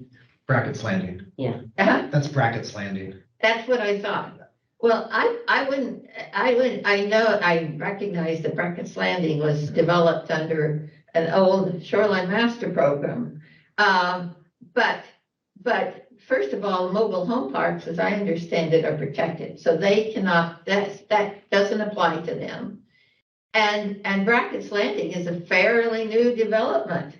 In fact, my husband was on the Shoreline board when it was done. So yeah, and so if I don't view these as kind of great a possibility for redevelopment, but I also looked at the cumulative impact analysis, and these I'm looking just looking at the Shoreline residential. there is very little development for what's called redevelopment of parcels in shoreline residential. There's a little bit along North Creek. There's 3.39 acres, and along the Sammamish River, 0.52. This is the cumulative impact analysis. And then it has lineal feet along North Creek and along the Sammamish, but it's very little. Particularly along the Sammamish, is 361 feet. So we're dealing with a very small amount of land. Outside, that's different for the high intensity, and I would tend to agree. There's absolutely the rationale for including the high intensity is simply not there. I don't know what we're talking about when we talk about redevelopment for the high intensity, but I don't think that there's a call for the shoreline residential either. Yeah, Suzanne. This is Suzanne. So my concern is, we have this high intensity buffer reduction. We haven't defined substantial redevelopment. We really haven't, we don't have a clear idea of what that is. And we're also, the planning commission and whatnot are exploring the missing middle housing. I feel like we've got all these pieces, and I'm just concerned that we don't just open the door. I'd like clarity, much like the theme tonight, about what exactly substantial redevelopment, what is the definition that we are going by with that, so that we understand the impact of allowing it to continue in the Shorelines master plan, or taking it out or redefining it to be congruent with one of the definitions. Any other comments, Dave? A question to you, Suzanne. So if you don't think that the section that Amy's highlighting covers that, would it be more clear if it said, if it truly spelled it out, substantial redevelopment is defined as that's what I would like when the to alteration exceeds? I'd like to see it really defined clearly, so we know exactly what we are signing up for with the substantial redevelopment. If that was broken into two sentences and one of them was about the rule and one of them was about the definition. Yeah, that would be helpful. That. Yeah. And it would be also helpful to understand, I'm not really that concerned about the residential shoreline redevelopment, but I am much more concerned about the impact of in the high intensity areas and how we define shoreline redevelopment in those areas. And buffer reduction. I would add to that, yes, I agree, but I am still concerned about the shoreline residential because of the fact that as one looks at this missing middle housing, for example, I have no clue, no idea at all what this may or may not apply to. Because they're talking about it putting throughout the city with, for David's more up on this, but not this, it doesn't be restricted. There's no high intensity designation like there is within the shoreline, but you've got reduced setbacks. So we could end up with a great deal more impervious surface coverage, for example, on the shoreline, unless we know what we're talking about. That's what I'm saying. Well, I would say that we need to be careful. The increase it wouldn't be a great deal. It allows 10% increase in limited situations. So I guess I'm not understanding what the concern is with missing middle housing and the amendments that are being considered there with regard to shoreline. So potentially, if I wanted to buy one of these or redevelop one of these bracket landing ones, and I thought it made economic sense to expand it by up to 10%, but I want to go forward some and make it, 2-family housing instead. I could use this variance process to try and gain some room. That would be a redevelopment. It's not even a variance process. Or it's not a variance. I No, mean, but the this is a shoreline. redevelopment, Yeah. yeah. You've used the redevelopment, exactly. Yeah. I'm not necessarily opposed to it. And I think what you point out is correct, that I think it is unlikely. Those are very nice homes. I don't see them being. But I don't know what else it applies to. Yeah. And again, it would be the same thing. This is a fairly limited number of homes. I don't, most of our area is fortunately in public land. But I do want to point out, I don't feel like we're inventing this, because I feel like the city has already done this. This was a 10-year-old act. So we aren't currently inventing a new thing, but we are revisiting it. I think the way I view this, we're looking at it with different eyes. Just because, for one thing, it has not been used. Right. We really don't have a track record, except for the high intensity. That one, we know this one, and that for the undeveloped land, I think we've solved this very little. We've taken that off the book. Well, I'm letting this Yeah. conversation go out. I have questions about that one too, Yeah. when we get there. Yeah. But I don't want to.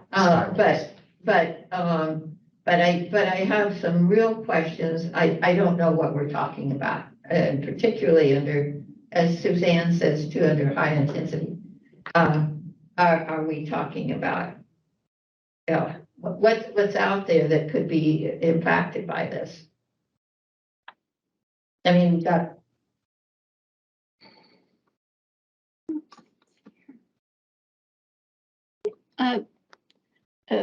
There's a lot to cover here. So I thought I'd start by showing you the environment designation map briefly, just so you can be reminded again of what high intensity designation, what's in there. Well, it's kind of hard to see with these maps, but a lot of the, whoops, where am I here? Oh. On the Sammamish River, I think is this the lazy wheel bit right here? Mhm. High intensity. There's some more of that. I'm not sure what's going to go in here. That's high intensity. And then there's all those other single family homes. Yeah, all of this other yellow stuff is shoreline residential, but it's a number of homes. You mentioned that the WAC doesn't define substantial redevelopment, and you're right that essentially we made it up, but I don't think it didn't come out of nowhere. There was a lot of thought, and this is more kind of a land use topic that I think was more Lisa Greeter from Burke. She was the land use planner, and oh, I forgot his name. The city shoreline planner who was involved before. Pardon? Bruce Blackburn? Yes, Bruce.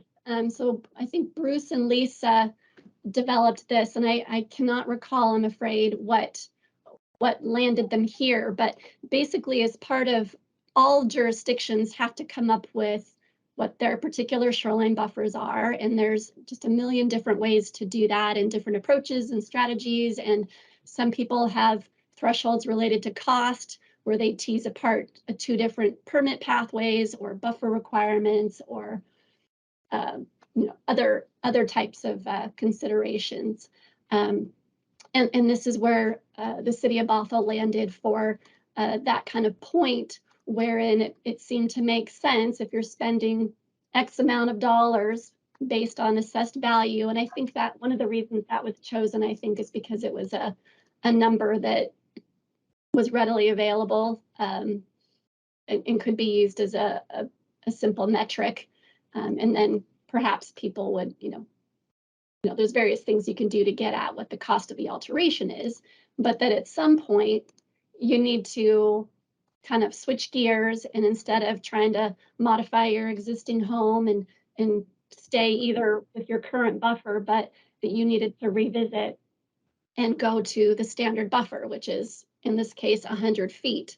But again, this was a choice that was made after a lot of discussion back in 2012, that rather than set the buffer or the shoreline setback consistent with existing conditions, which is what a lot of jurisdictions did, they wanted to kind of set the bar higher, but then still provide opportunities for people to be able to redevelop and modify their homes without having to go through a variance. Because we're also, one of the things ecology wants is not to create situations where you have just environment or shoreline variances, you know, willy-nilly, haphazardly, and lots of them.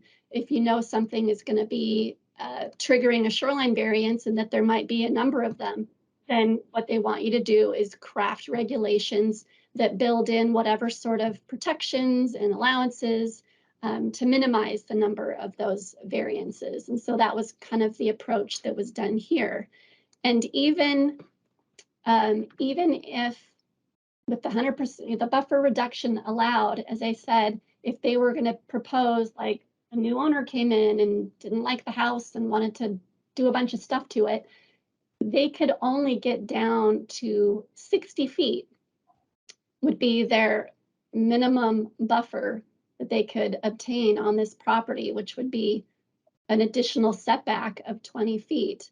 If they, plus they would have to do all of a variety of buffer reduction options in this area, depending on what they choose out of that menu. So the idea again was that it would reduce variances that are unnecessary, achieve improvement in ecological functions, and still provide a pathway for just single family residential property owners to modify their homes significantly. And I'm not a home builder or home remodeler, but I think it's probably not that hard to get to 50% of assessed value in today's climate of costs. But that was the whole entire thought. And the substantial redevelopment, again, was we had to come up with some threshold that would trigger, nope, it's time. You now have to comply with the standard buffer. And this is what the city landed on as its threshold. The WAC doesn't define this. It leaves a lot of flexibility to Shoreline, to local governments to develop their own strategies and ways of defining buffers and setbacks and existing development versus redevelopment, so long as in the end you are able to demonstrate no net loss of ecological functions, which the city did. And I think it was Anne, you mentioned some earlier mapping as part of the cumulative impacts analysis, which tried to show redevelopment, but that it's a little bit apples and oranges. That's different from this substantial redevelopment alteration exceeds 50%, because I think that that cumulative impacts analysis was a GIS kind of based exercise that generated those parcels that were likely to redevelop, and it was based, oh, this is again straying outside of my territory, but I think it had something to do with the value of existing improvements relative to some other metric, which then on a mathematical model sense made it likely to redevelop. So it wouldn't have captured, the random single family residence that just doesn't like their home, and new owner comes in and wants to tear it down and put their own stamp on their property. So kind of an apples and oranges thing there. I'm probably missing a few other points. And I don't know, Raylan, this might be, well, I guess one more point I want to make too is that if we're going to remove this pathway for shoreline residential in particular, and probably for high intensity too, I think that would be the type of change that we couldn't, and David Boyd, you'll need to confirm this, we couldn't undertake in this minor amendment based on the council direction and scope and the need for substantial outreach to all of the folks that would be affected by this change. Even if not a lot of people have used it, that doesn't mean that a lot of people would want to in the next 5 or 10 years, 5 years, as properties change hands and cost of living goes up and all those sorts of things. So, Any other comments? I'm just saying, this is David Cox. Just for me, I would be in favor of leaving it as is with the correction here to the language. as is, meaning including my removal of it applying to new, is that what you mean? I mean, I'm specific to shoreline residential, maintaining it. Okay. But not the high intensity? I would just do, I think we've spent more time talking about the shoreline residential, so that's what I'm weighing in on for that for. So when you say as proposed? Yes, as proposed. Okay. I did have one question if we on the new developments. Is the one that's, the coffee stand that's next to the Lazy Wheels, are they proposing a variance or not? No, No, that's been passed. Okay. That's So been, I'm sure there wasn't that's not a, some eminent thing we were pulling the plug on. No, that's already vested to the existing. Okay. And I just had a question. I was wondering how much elevation difference there is between kind of the shoreline and the existing housing. So if they did move riverward, how much more often would they be expecting floods to damage their property? It's pretty entrenched there. I've canoed that and the houses are up a ways. Yeah, And the buffer reduction option again for substantial redevelopment would push most homes still further landward of where the current house is. Oops. And can we require them to only move landward? They can, well, the most landward they could go, or riverward they could go, is still 60 feet from the ordinary high water mark.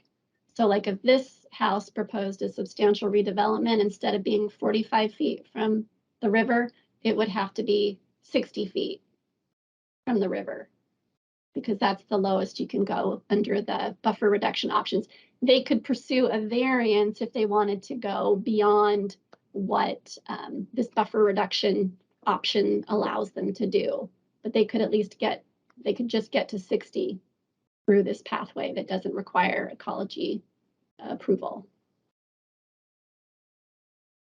Okay. I guess thinking in terms of climate change, we're seeing extreme weather events. So I spent years working on a compromise in the Klamath River Basin that was based on 50-year weather patterns, and finally got everybody to agree. And then this year we've got a 1,000-year drought, and kind of the whole agreement's falling apart.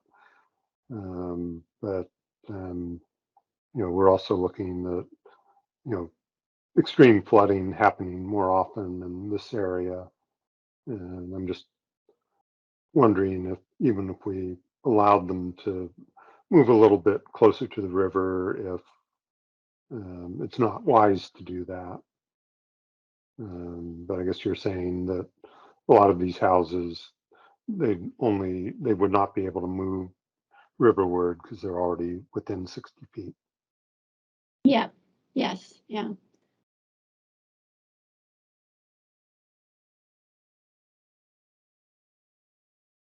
Other comments, Jim or Carolyn? I'm comfortable as it is. Yeah, this is Carolyn. I think the intent truly is to provide the pathways as it's stated from 2012.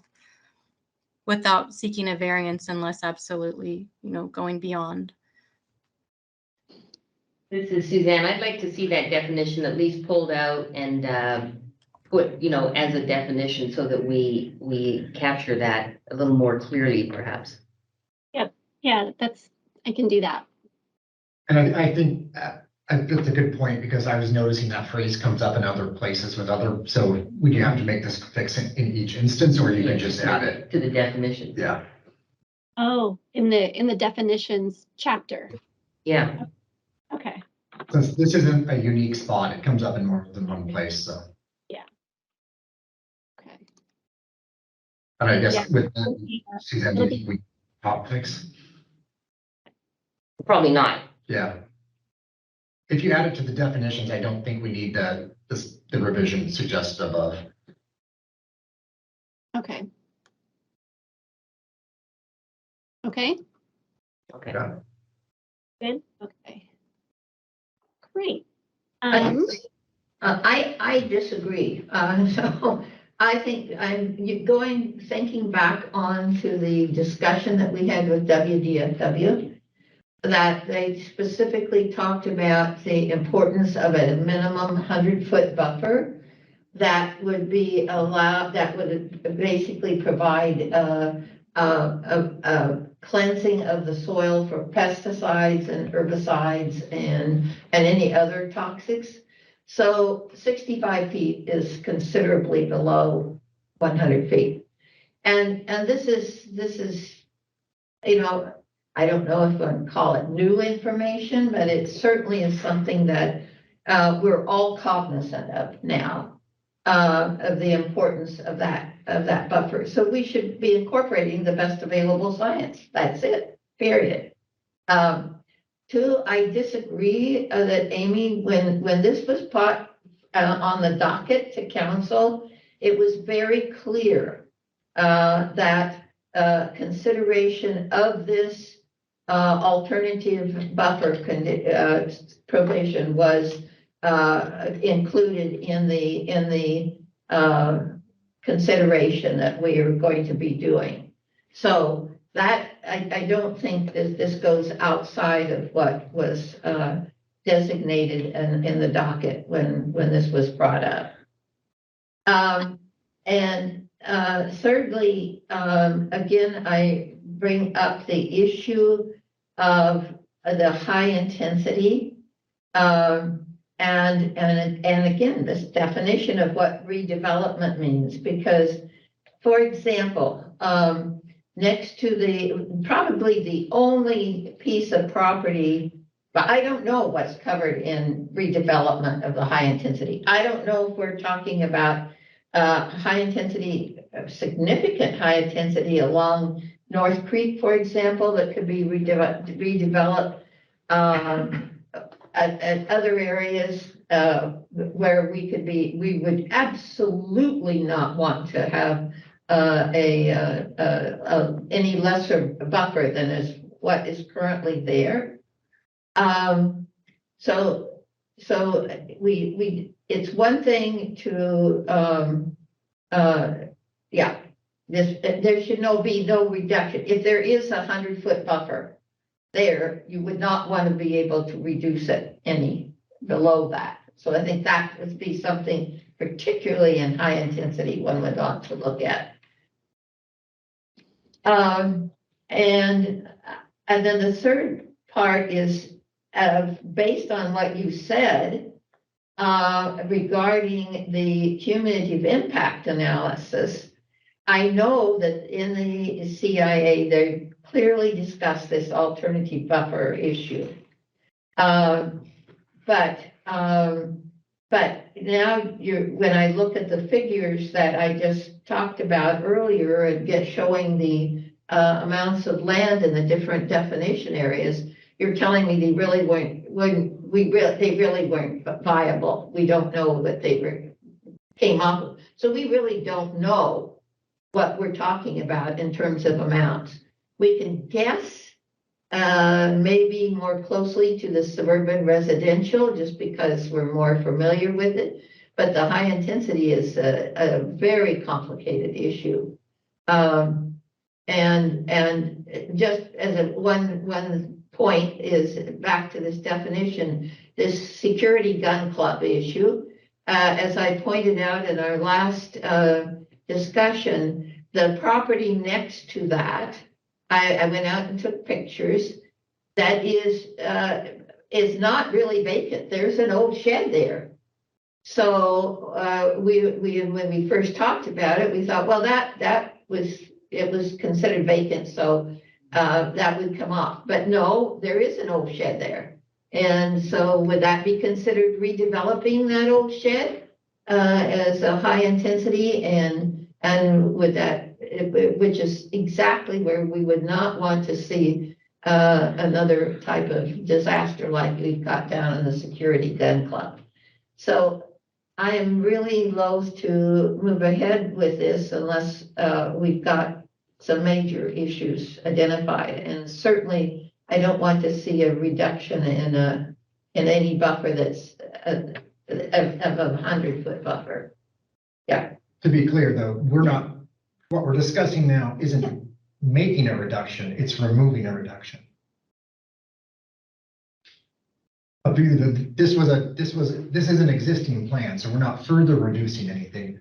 What you're proposing is to eliminate. I am preferring eliminating it, absolutely, yeah. But I'm saying keeping it in effect, knowing what we know now. I wasn't unaware of that 10 years ago. I don't think you were aware of it. Oh, no, I think. I absolutely was aware of we were runoff and yeah. the filtering and the issues. Yeah, I I think that. sorry. The 100-foot need for 100-foot filter for filtering toxics. Well, the more that you have in terms of a filtration distance, the better. I think that was generally understood then. Certainly I understood that then, and I think David did, maybe from our technical backgrounds. My concern is twofold, and I think that the board as a whole is feeling this. We don't want to eliminate options for property owners to have flexibility in these places where they need some flexibility. On the other side of the coin, it's really undefined what the impact of substantial redevelopment is in the high intensity. And that is primarily my focus, is what are we talking about? What is the impact to the buffers what does substantial redevelopment mean for high intensity? If we allow the buffers to be reduced in that area? And so that was perhaps more my concern when you're talking about a greater than 50% development. Now you're talking about a pretty significant change and the ability to apply for a buffer reduction in those environments. That was more my So if you concern. look at the North Creek Business Park, Mhm, there are some of those businesses, corners of them go into the high intensity. mhm. Yeah. If they were gonna substantially redevelop one of those, that's That's kind of that's what we're looking more at. that you're right. Or maybe along Bothell Way. I mean, would we really want to see some of the businesses along Bothell Way redevelop and move closer to the Sammamish River? If they can improve conditions based on damaged conditions now. Yeah, so that is, and remember, we've got, 3 business parks. We've got Quadrant, Cole, which may or may not be affected by that, and the Quadrant North, the Monte Vista. Yeah. So, yeah, I agree more with Suzanne, although I have some concerns about the Shoreline residential too, but less concern than I do about the high intensity. And just specifically to the Securite and the other property, And just for background on those and ones. we're talking about North Creek too. At the Securite one, when they didn't do the shoreline variance, they were able to do what they did without it. Or not the variance, but the buffer reduction. And just historical information, we did talk about those properties, including the vacant or not vacant one next to it 10 years ago. There was some discussion of whether or not it should be high intensity or not. And the decision of the board was to maintain their ability to develop that and keep it high intensity. I didn't agree with that decision. No, no, But that was the, Exactly. I the think position of the board. we yeah. did not make that. We didn't, yeah. I think Well, another, I was supposed to Yeah, board you meetings, probably and, did. and Yeah. to be honest, my feeling was that there was so much confusion for many of the boards. I'm glad you two were confused. For many of the board members about what was being done, it was very difficult to know. Yeah. one thing I want to point out, looking at North Creek and the map, is that a lot of North Creek has an inner environment designation of urban conservancy with either 100 or 150 foot buffer, depending on if it's in that special area. And then it's high intensity outside of that. And the urban conservancy buffer is 100 feet. So you wouldn't be able to, you couldn't just leap across urban conservancy and get down to 60 feet. And there's also a lot of, I think, levee and parcel boundary limitations and other sorts of things that make it very unlikely, I think, that there would be a lot of pursuit of buffer reduction along North Creek.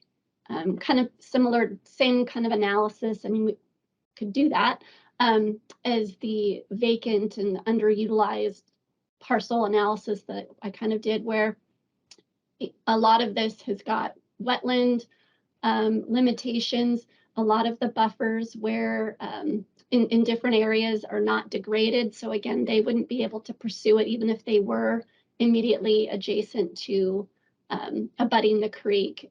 And again, you know, other kinds of wetland and other existing conditions sort of circumstances would really limit their potential as well to use the buffer reduction.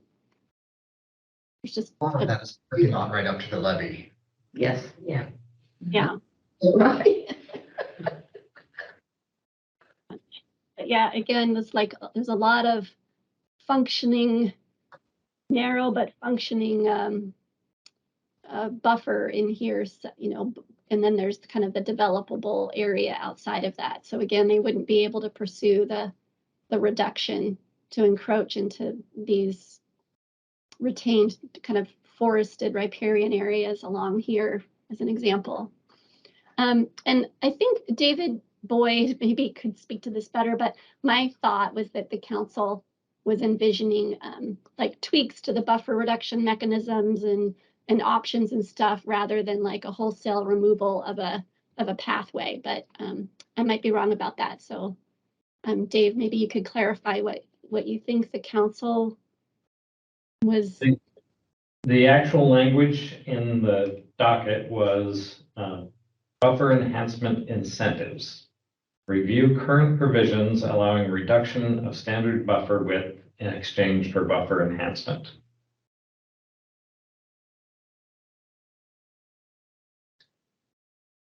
But I would agree. I mean, you could say removing that ability, it is within your purview in terms of reviewing it. But if we are going to remove an entitlement from a significant number of property owners, I do think that additional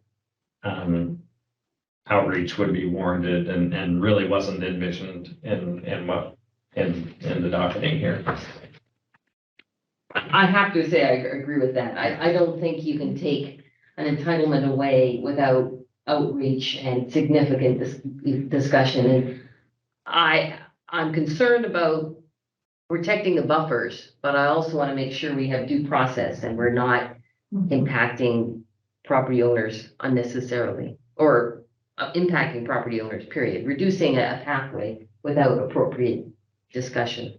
And for me, it was just, it's hard to know what this means, like in the broader scheme of things. That's what's really, that's why I couldn't wrap my head around it. Like, what does this mean really for the city? Is it just a parcel or two? Is it a bigger deal?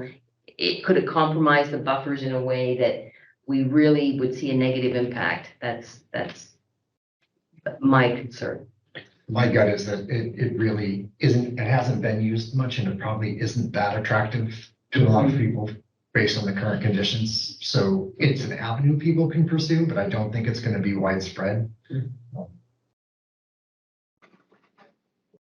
But I agree, except I still think we've got a very different set of conditions coming up. One is we have to be particularly careful of the shoreline areas and the riparian areas, even though they have had development on them. But because we're facing a whole new situation in terms of impacts, particularly along the shoreline. So that's one issue. And the second part is I hear what Dave Boyd is saying, but I'm concerned about this new impact for providing more affordable housing, or not affordable in the sense of the technical term, but The middle housing. missing middle housing, AGUs, attached dwelling units and so forth, where we could be very well at more impervious surface along the shoreline, and our no net loss is the bottom line, but there's movement towards seeing net gain because of all the obvious reasons. And the Sammamish River is the only major river of North Lake Washington, and it is a very high priority for restoration of any sort that can be done, because we're in really bad condition. So there's a real reason that we have to look at this in a sense with new eyes from 10 years ago. No, I'm being open-minded to it. I do believe it was a good balance, and I still support it. That's my take. That's okay. I think we have to know, first of all, exactly what we're talking about. And I agree 100% with Suzanne about the definition, because what it may mean different things to different people. And then secondly, I think we have to look at it with new eyes and see whether, but that may take more outreach. I guess I'd be curious. I think we're kind of hitting a point of Yeah. differences, and so I'd be We're interested in fine what up the to rest- here. Yeah, some other opinions from the board if we have some leaning one direction or another. Otherwise, Ann and I can keep going back. Yeah. Well, I have a comment. When we're talking about redevelopment, I'd like to see it considered on a building by building basis, where you have properties with multiple buildings. Is if you're talking about a 10% expansion that one business wants to do, and other businesses on the property are kind of staying where they are, you can get a much bigger footprint than if you just looked at that building. So if you said this building can get 10% bigger, or you can increase its value 50%, if it's done on building basis, that's a smaller increase than if you say, well, this property has 4 buildings on it, and I'm going to triple the size of my building, but that's only a 50% increase because there are 3 other buildings there. So just kind of avoid that as a loophole for, I guess, incremental development or larger developments by individual businesses who happen to be on rented property that is also supporting other businesses. Okay, Caroline and Jim, you were okay with this.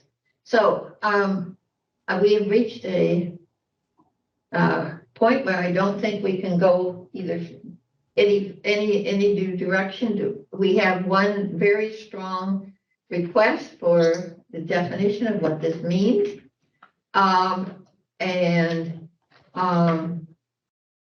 So that would mean that we're going to have some time coming back. The question is, do we want to, if we are even, go ahead, David, considering more, what do we need to do? Yeah. And do we need to do greater outreach just for this? Yeah. I just don't want to jump forward to that. Yeah. Okay, I feel like we should do, one, let's define like the definitions, like, are you, Yes, I'd like to define the definite, I'd like to see the impact, but I actually am more comfortable leaving it in place rather than trying to pursue a complete elimination of this option at this time. I don't think that we're ready for that. I don't think we're set up in this particular process to do that. and I'm curious, I feel like we might have a majority here that would agree. but with, But I would like to see. but with the definition. Yeah, I'd like to see the definite, with the high intensity, if we were talking about a greater 50% value, what would that look like? Would that mean that we'd have buffer reduction possibilities along North Creek? Or would it mean that basically, from what Amy was showing us, doesn't look like there's a lot of potential for buffer reduction that's going to impact the existing buffers? So if that's the case, then I'd say leave it alone. Then I would agree with, but I just don't have a sense of, I can't get my head around what it really means, I guess. That's part of the challenge here for me, is we're talking about something that I don't really understand what, I actually have my biggest concern, and it was in 2012, was that we have a pathway for Shoreline residents who own property to have some ability to redevelop their property appropriately. And I support that. I am more concerned about commercial practices where there'd be a request for a buffer reduction that could impact North Creek or cause problems with the Sammamish in other property areas. That's really my specific concern. So are we asking for a so are you still asking for a definition, Suzanne? I would like to see a better definition of what we mean. Okay, well, I'd like to see what that definition means on the ground. Like, that's maybe more what I'm interested in. Something similar that we saw like for the Yeah, residential. That's right, where we're looking at more of the commercial. Okay, Well, regardless, I just cannot get comfortable with changing property, for those definitions and for the very narrow scope that we might find that changes these definitions. I can't get comfortable with changing those properties owners' capabilities.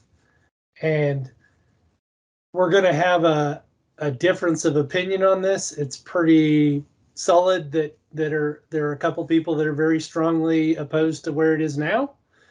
There's a lock in the middle that is comfortable where we're at, and there are some that are very strongly opposed to making any change. But I think we're a majority, if we were to do a poll, that we're leaning towards leave it as is unless we can find a beneficial reason that doesn't adversely impact homeowners and would have a beneficial change that we could justify in the change. And I'm not seeing one. I understand the goal and what you would like to do, Anne, but I'm just not seeing it with the shoreline map that we're seeing. And I see a huge adverse impact potential in making a change.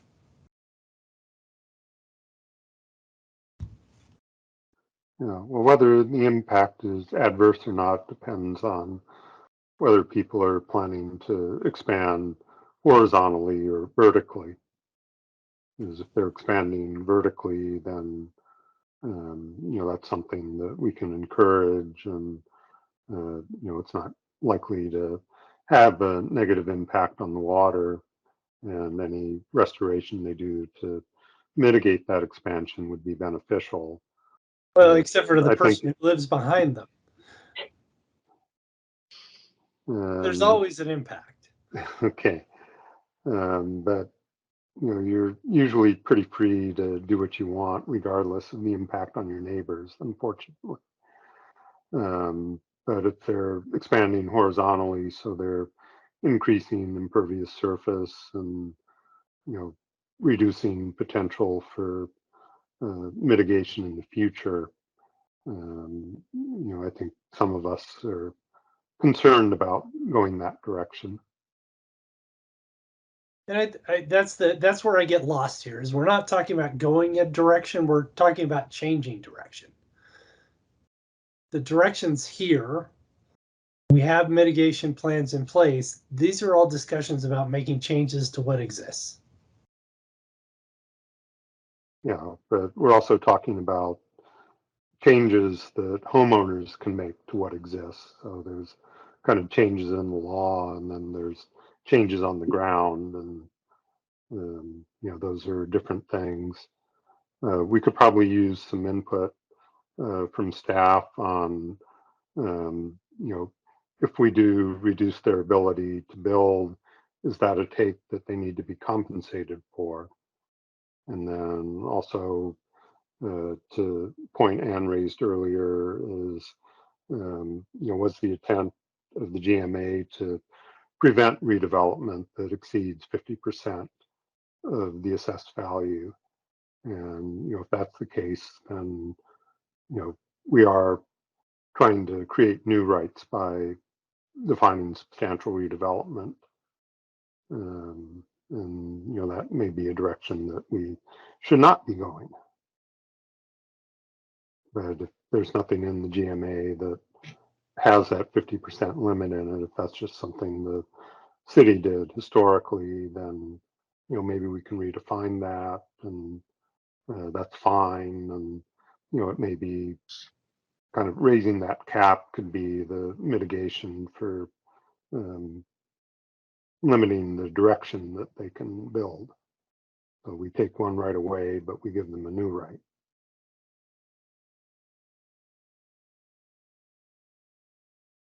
I don't even think we're close to that though, so.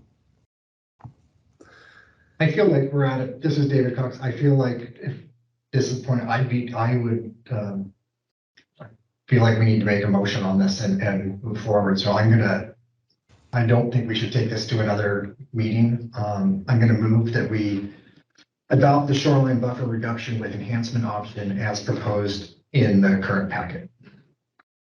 Okay, there's a motion by David Cox that we adopt the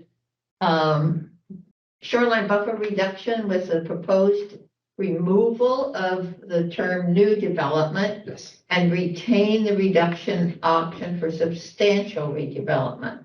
Is there a second to the motion?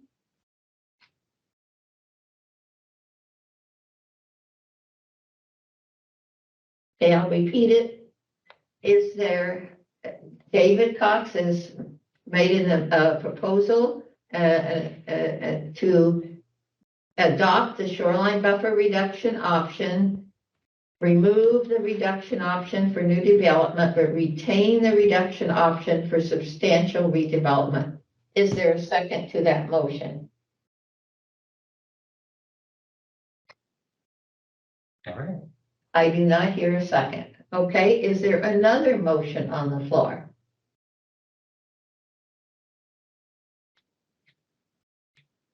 I move that we accept the shoreline reduction option, remove it for new development, but clarify substantial redevelopment for high intensity, and take that to a next meeting. Okay, there is a motion by Suzanne Burnell that we remove the reduction option for new development and that we move to the next meeting a definition for substantial redevelopment as it applies to high intensity. Is that correct? Yes.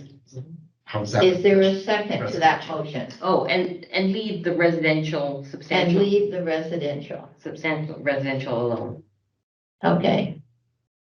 Is there a second to that motion? David Cox, I would second that. David Cox seconds it. Okay. Is there a discussion on the motion?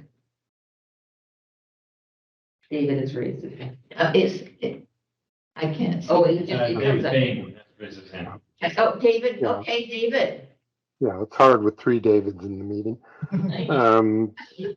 I would like to wait to vote on this till we have a definition of substantial redevelopment in front of us.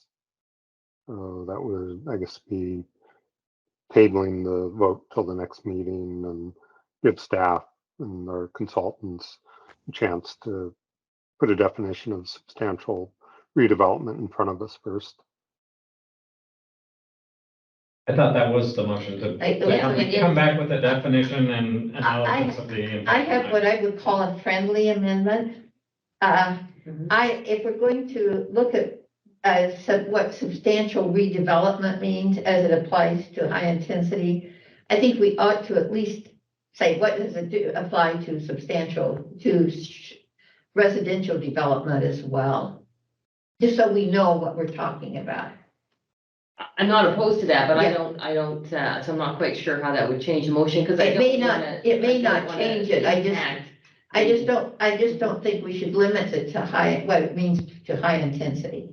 I think is that what? I feel like there's some difference when you're saying definition, it's more about the picture of the impacts on the ground. Yes. Not the word definition. That's right. The vocabulary. Yes, Okay. thank you, David, that's. Okay, so you're really, Additional information on it. I want additional information on the Okay. impact of buffer reduction, how that would impact the buffers in the high intensity areas.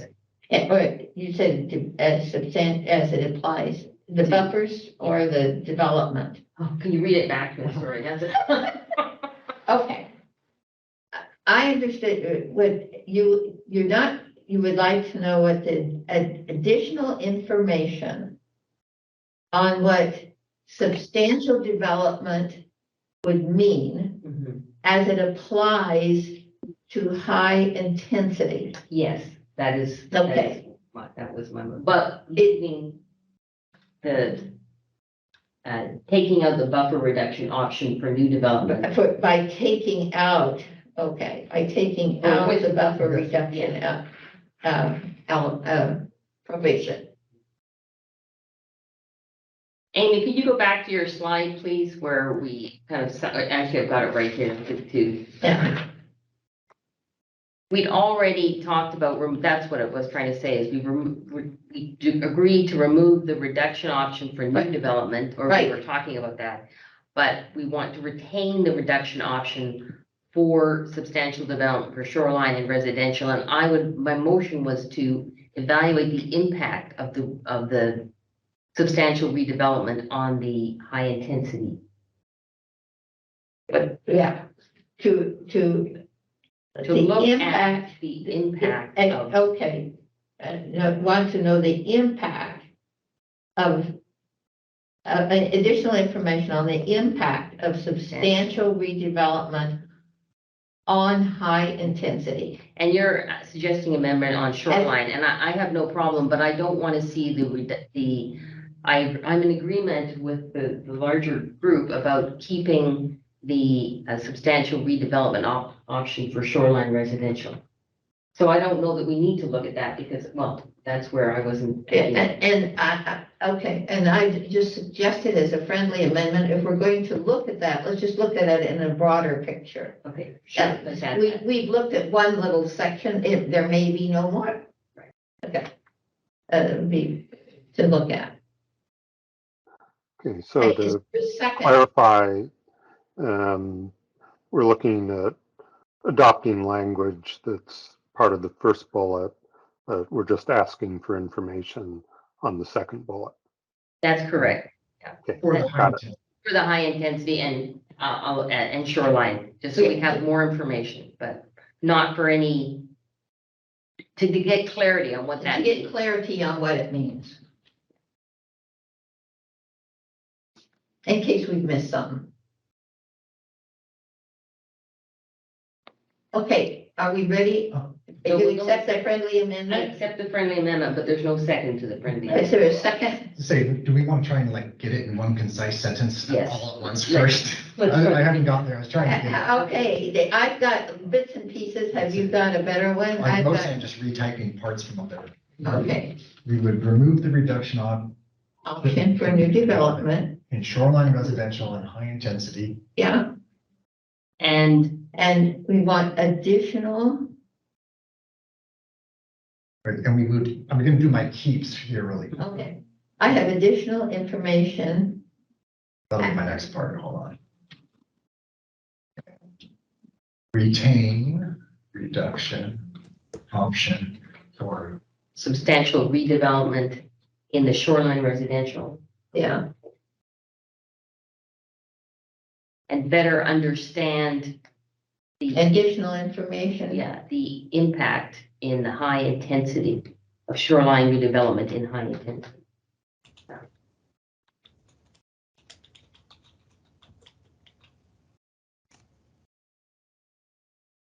Thank you, David.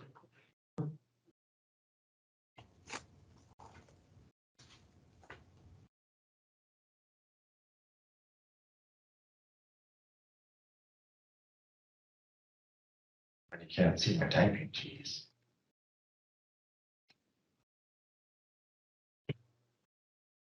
But do you And have, and I'll tell you yeah. what I have. For clarity, when we say high intensity, that also includes high intensity park, right? Or is that a separate topic? Oh, I don't know. I was looking at, use environments and buffer regulations, high intensity, but I Okay. didn't. Sometimes they're lumped together, so I'll make sure.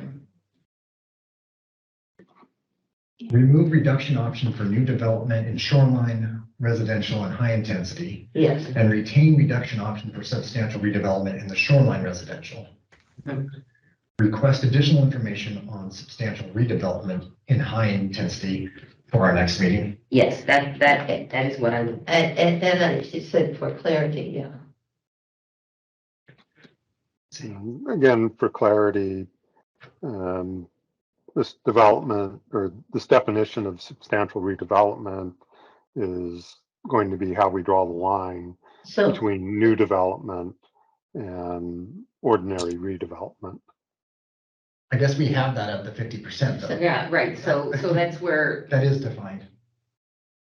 that is, yeah. yeah, that is the. So I have, would you repeat that, Yeah. David? Because I have a concern, I think, about what we're saying, because if we're gonna look for information, if we've already committed to maintaining it, then What's the point? what's the point? So, yeah, I think we should, if we either go with an open mind for what we're getting or not. So, go ahead. Remove reduction option for new development in shoreline residential and high intensity, Correct. and retain reduction option for substantial redevelopment in the shoreline residential, period. Okay. Request additional information on substantial redevelopment in high intensity for our next meeting. That is, and I would like to stick with that. That is my motion. That is your motion. Okay. Okay. And I asked for a friendly amendment to get the information on the shoreline residential. But we could say, why get it Why if you get don't want it? Yeah, and I think I'm happy leaving it. You're happy to leave it as it is. Okay. Okay, For everybody there, I'm gonna put that in the chat box for those that are Okay. viewing that. good Thank you. job. And so you can. Okay, so David and Carolyn and Jim, this motion by Suzanne is going in the chat box. So you can look at it as it's written, and then Amy, could you put it up on the board so we can look at it? Thank you. Let's see.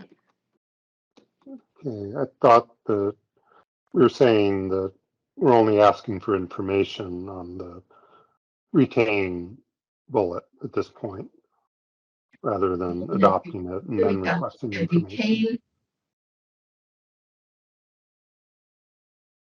We're saying retain it for the shoreline for the shoreline residential, but to request additional information on substantial redevelopment in high intensity for our next meeting. Would it help if I said- So we've separated it Yeah, out. they're two different, turn it into better sentences. They're kind of Okay. bullets, but I think it gets to the point. Is there any, does everyone understand the motion, and are you comfortable with it, Suzanne? Is it I am. And go. Okay. Mhm. Okay, is there a second to the motion? Dave Cox. second. Dave Cox seconds. Just to Okay, make sure it's clear. okay. Is there any other discussion on the motion? before we call for a vote? Yeah, I would like to see Ann's amendment included, that we ask for information about the shoreline residential substantial redevelopment before we make that change in the code. I think we're leaving the code. Well, my point, Dave, was that I don't want to see the code changed for this amendment, this motion says I'm happy. My motion says I'm happy with the shoreline residential, and I'm just looking for information on the high intensity. So That that does not leave the door it open. doesn't leave the door open for the shoreline residential, right, at this time. Okay, yeah, I would vote against this until I've had a chance to see what the definition of substantial redevelopment is. Ready for a vote? Okay, are we ready? So is there any other discussion on the motion? Are we ready to call for the vote? Okay, so please give your name and clearly so we know, just so, because we've got this difficulty. Okay, Jim Orr, Jim Orr is opposed. in favor? No, he's opposed. You're opposed. No, I believe that's what you said. Sorry, Jim. What was your vote? You're Opposed. Opposed. Opposed. Okay, Carolyn? So this is Carolyn. I support as it is written, this motion. Okay, Yay. your support, okay. David Bain, I vote no. you're opposed? Okay. David Cox? I vote yes. Okay, Suzanne, I vote yes. okay, and I vote no. Just not because I don't agree in concept of what you're saying, but I still have some real concerns about what we really mean by substantial development, even as it applies to shoreline residential. But based on what I will hear, I would say I would be very happy to change my vote, but I just want to know what we're talking about. For discussion, Jim, if you're interested in sharing, I thought you were in favor of the shoreline residential. So I'm curious if something else would have changed you, like what we were off on. Right, actually, I am too. I'd be interested in your perspective.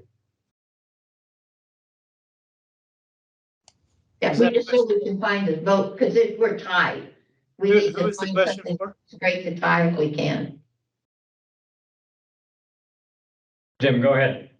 So, yeah, I still don't see I'm opposed. I would like to accept it as is, without any contingencies and moving forward, without extending the meeting on this. I don't know that we're going to move the bar in any way. Even with a definition, I think that what we have now and what staff has put together is sufficient to make the decision. So I do not want to continue this discussion. I like this as is without adding more discussion. That's my no vote. Okay. If we wanted to vote That's what yes, I- no on that was this my first only, motion. I would change my vote. Okay, David Koch made the observation that actually was his first motion, was to accept this as is. He read As it out proposed. as proposed.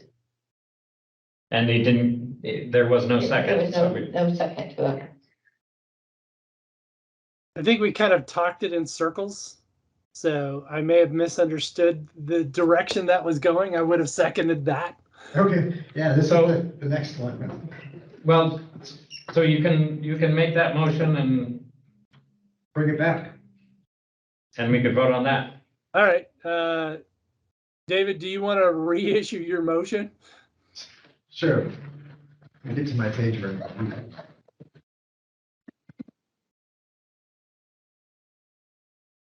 This is David Cox, and I move that we adopt the shoreline buffer reduction with enhancement option as proposed in the current packet.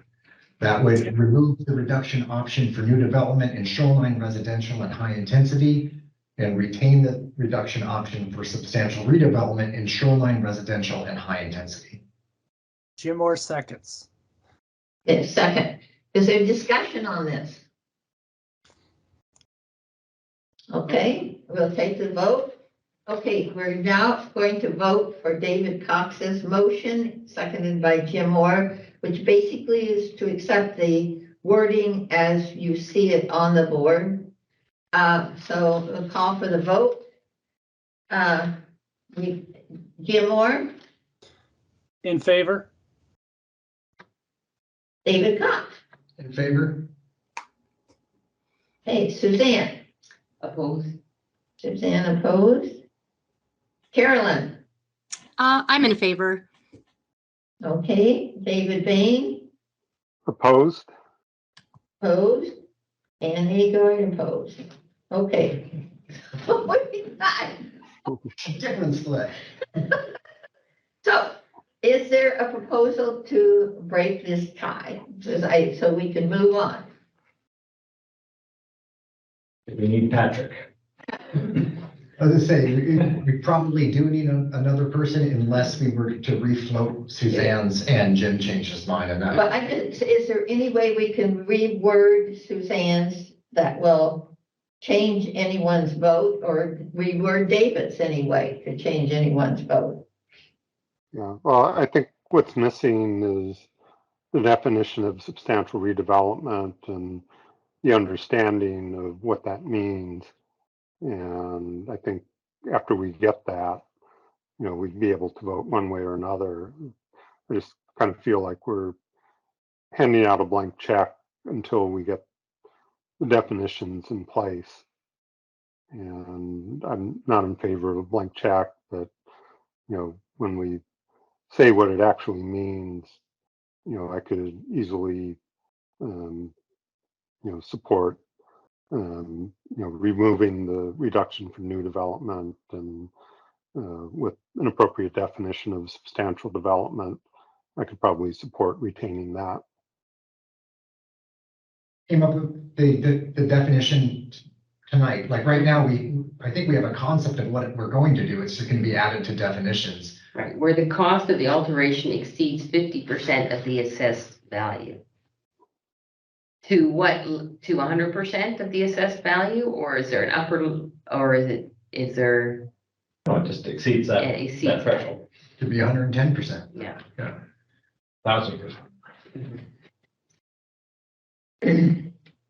So I think we have the definition. To me, we have the definition, but we don't have the impact of the definition, and that's where I've been struggling, because I feel like it could matter to us in terms of the buffer. I think our board is sort of split along those individuals that feel more comfortable with the facts that have been presented, and those of us that are perhaps looking for a little more reassurance or data to feel comfortable. And so there's a continuum there of where our comfort lies.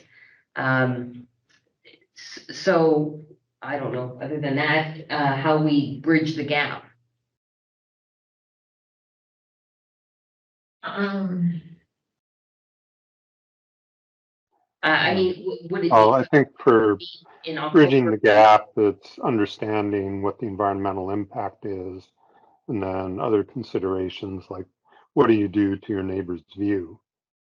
So, if you allow it with,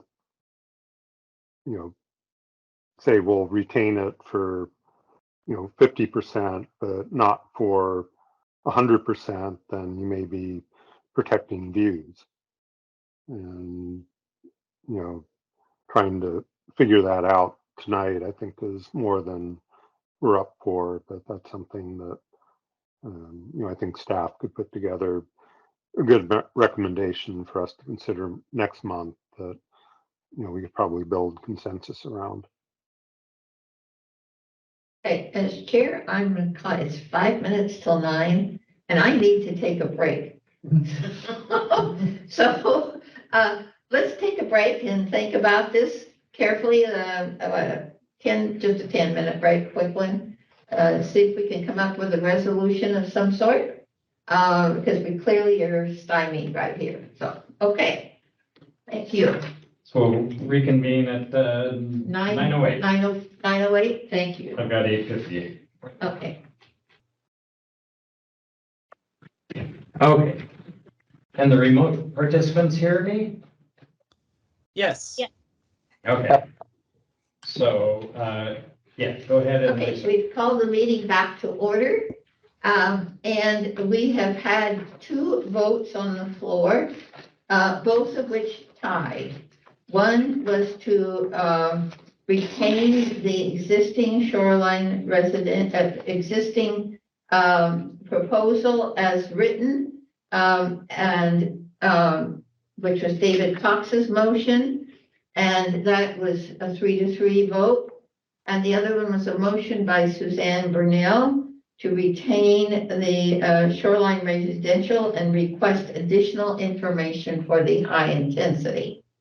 So and both of those were tied.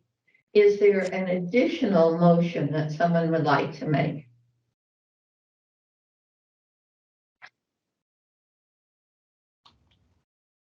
Feel like, just for pointing out, I probably, the swing between these two are anything that would, and I don't know if we could, but information we could discuss tonight that would bring you into comfort on as written, or information that would bring Jim into a yes for the modified version. Right. That's the swing that we have right now. I think everybody else, I think. It seems to be an informational Yeah. issue. I really think it is. It's how Yeah, I comfortable think we it's are with the data. And I'd just like to observe in prior meetings, we haven't actually had a vote. What we've done is request information, and then when we've had it, come back and agreed or moved on.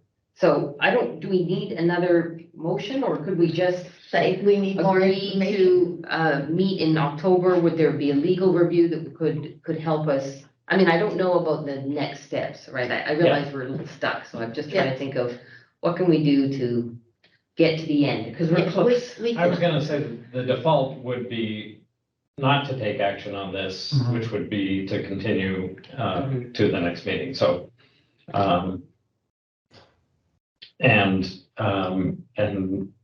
I will certainly endeavor to get the legal review done by then. We do have one issue, is that we have got not because of the board's expansion of the scope, but we brought some things into this discussion that weren't strictly within the scope, like the bridge width. There were things that came up by staff and other staff that we consulted with, and we're pretty much running up against our budget, and we don't have any additional budget to tap into until the next year's consultant budget is available. So we're gonna have to take a look at that, take a look at what we can do in-house, and we'll have to get together with Amy just to see how far we can go with her little remaining budget. So I would recommend that we do continue to October, but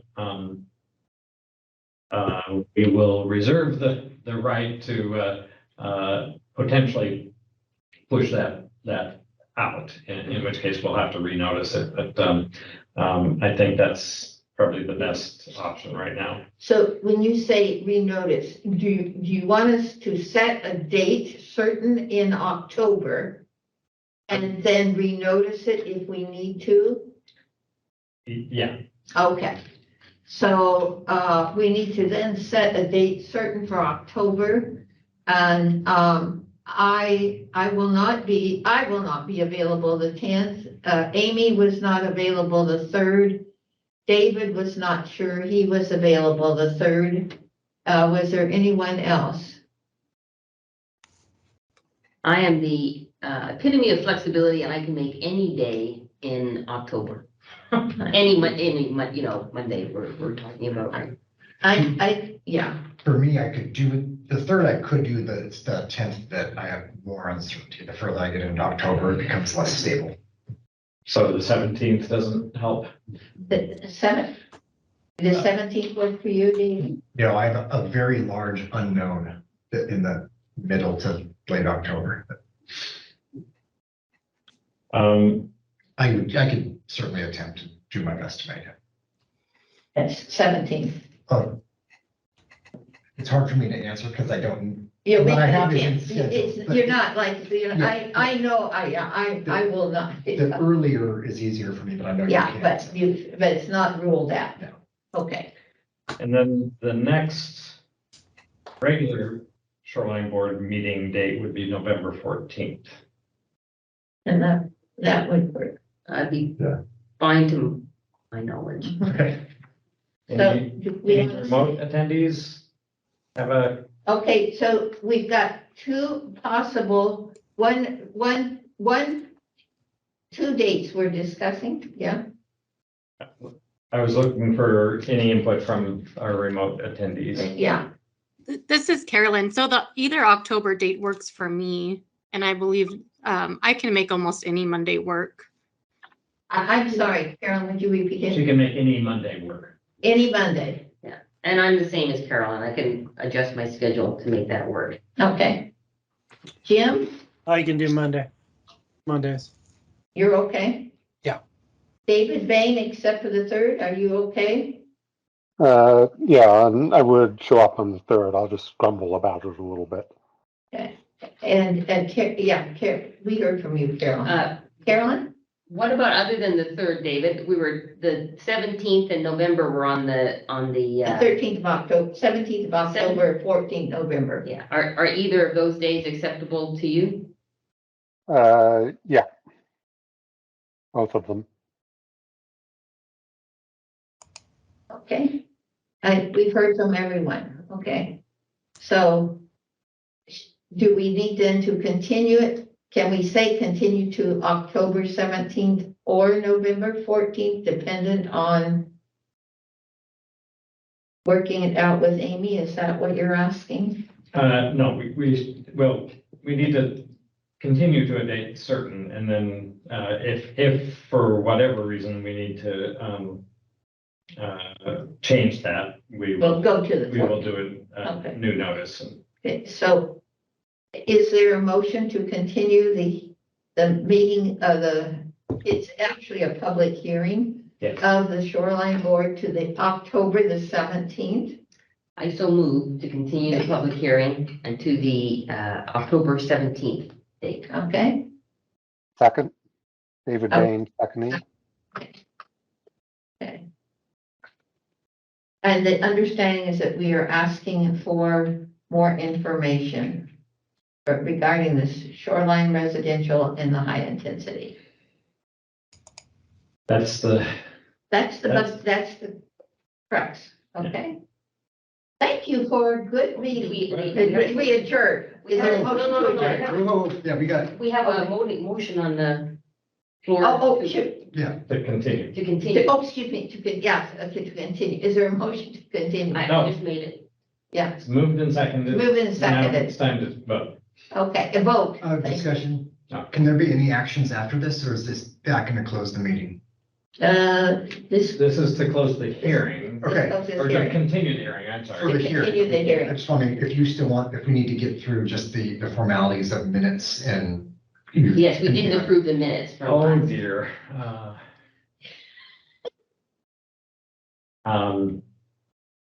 We could defer those to the next meeting. Yeah, okay, Fine. yeah, Okay, okay. Okay, so. so is there a vote to adjourn the meeting? Do we No, no, vote? we call a vote. It's getting late. We need to vote on To continuing. the public continue hearing. the hearing to October the 17th, excuse me. It's too late, a long day. Is there a vote? I see that Amy Sumi has her hand up. Yeah. I just had a quick clarifying question about the format of the information you were requesting. Are you thinking like an annotated map, kind of like what I did for the vacant parcel question before, redevelopment potential similarly for this kind of question? That would certainly be what I would be looking for. I think that type of clarity, yes. Okay. I want to make sure I understood kind of what the deliverable might be. Yeah, Thank you. We'll still have to use our imagination to picture what happens there. But Yes, yeah, I think that's, she can't, and you can't know that either. Yeah. So, Yeah. thank you, Amy, for that. Thank you. So I vote to continue the public hearing. I'm in Okay. favor. Yeah. In David favor, Cox, all in I'm in favor? Aye. Aye. Aye. Okay. The I meeting vote- is adjourned. I vote to adjourn the meeting. Or you move. I move, excuse me, to adjourn the meeting. Sorry, I just lost it. David Cox seconds. Okay, second, move second. Is there a vote to adjourn the meeting? Aye. Yes, I Aye. vote. Yes, aye. Okay, so Aye. move.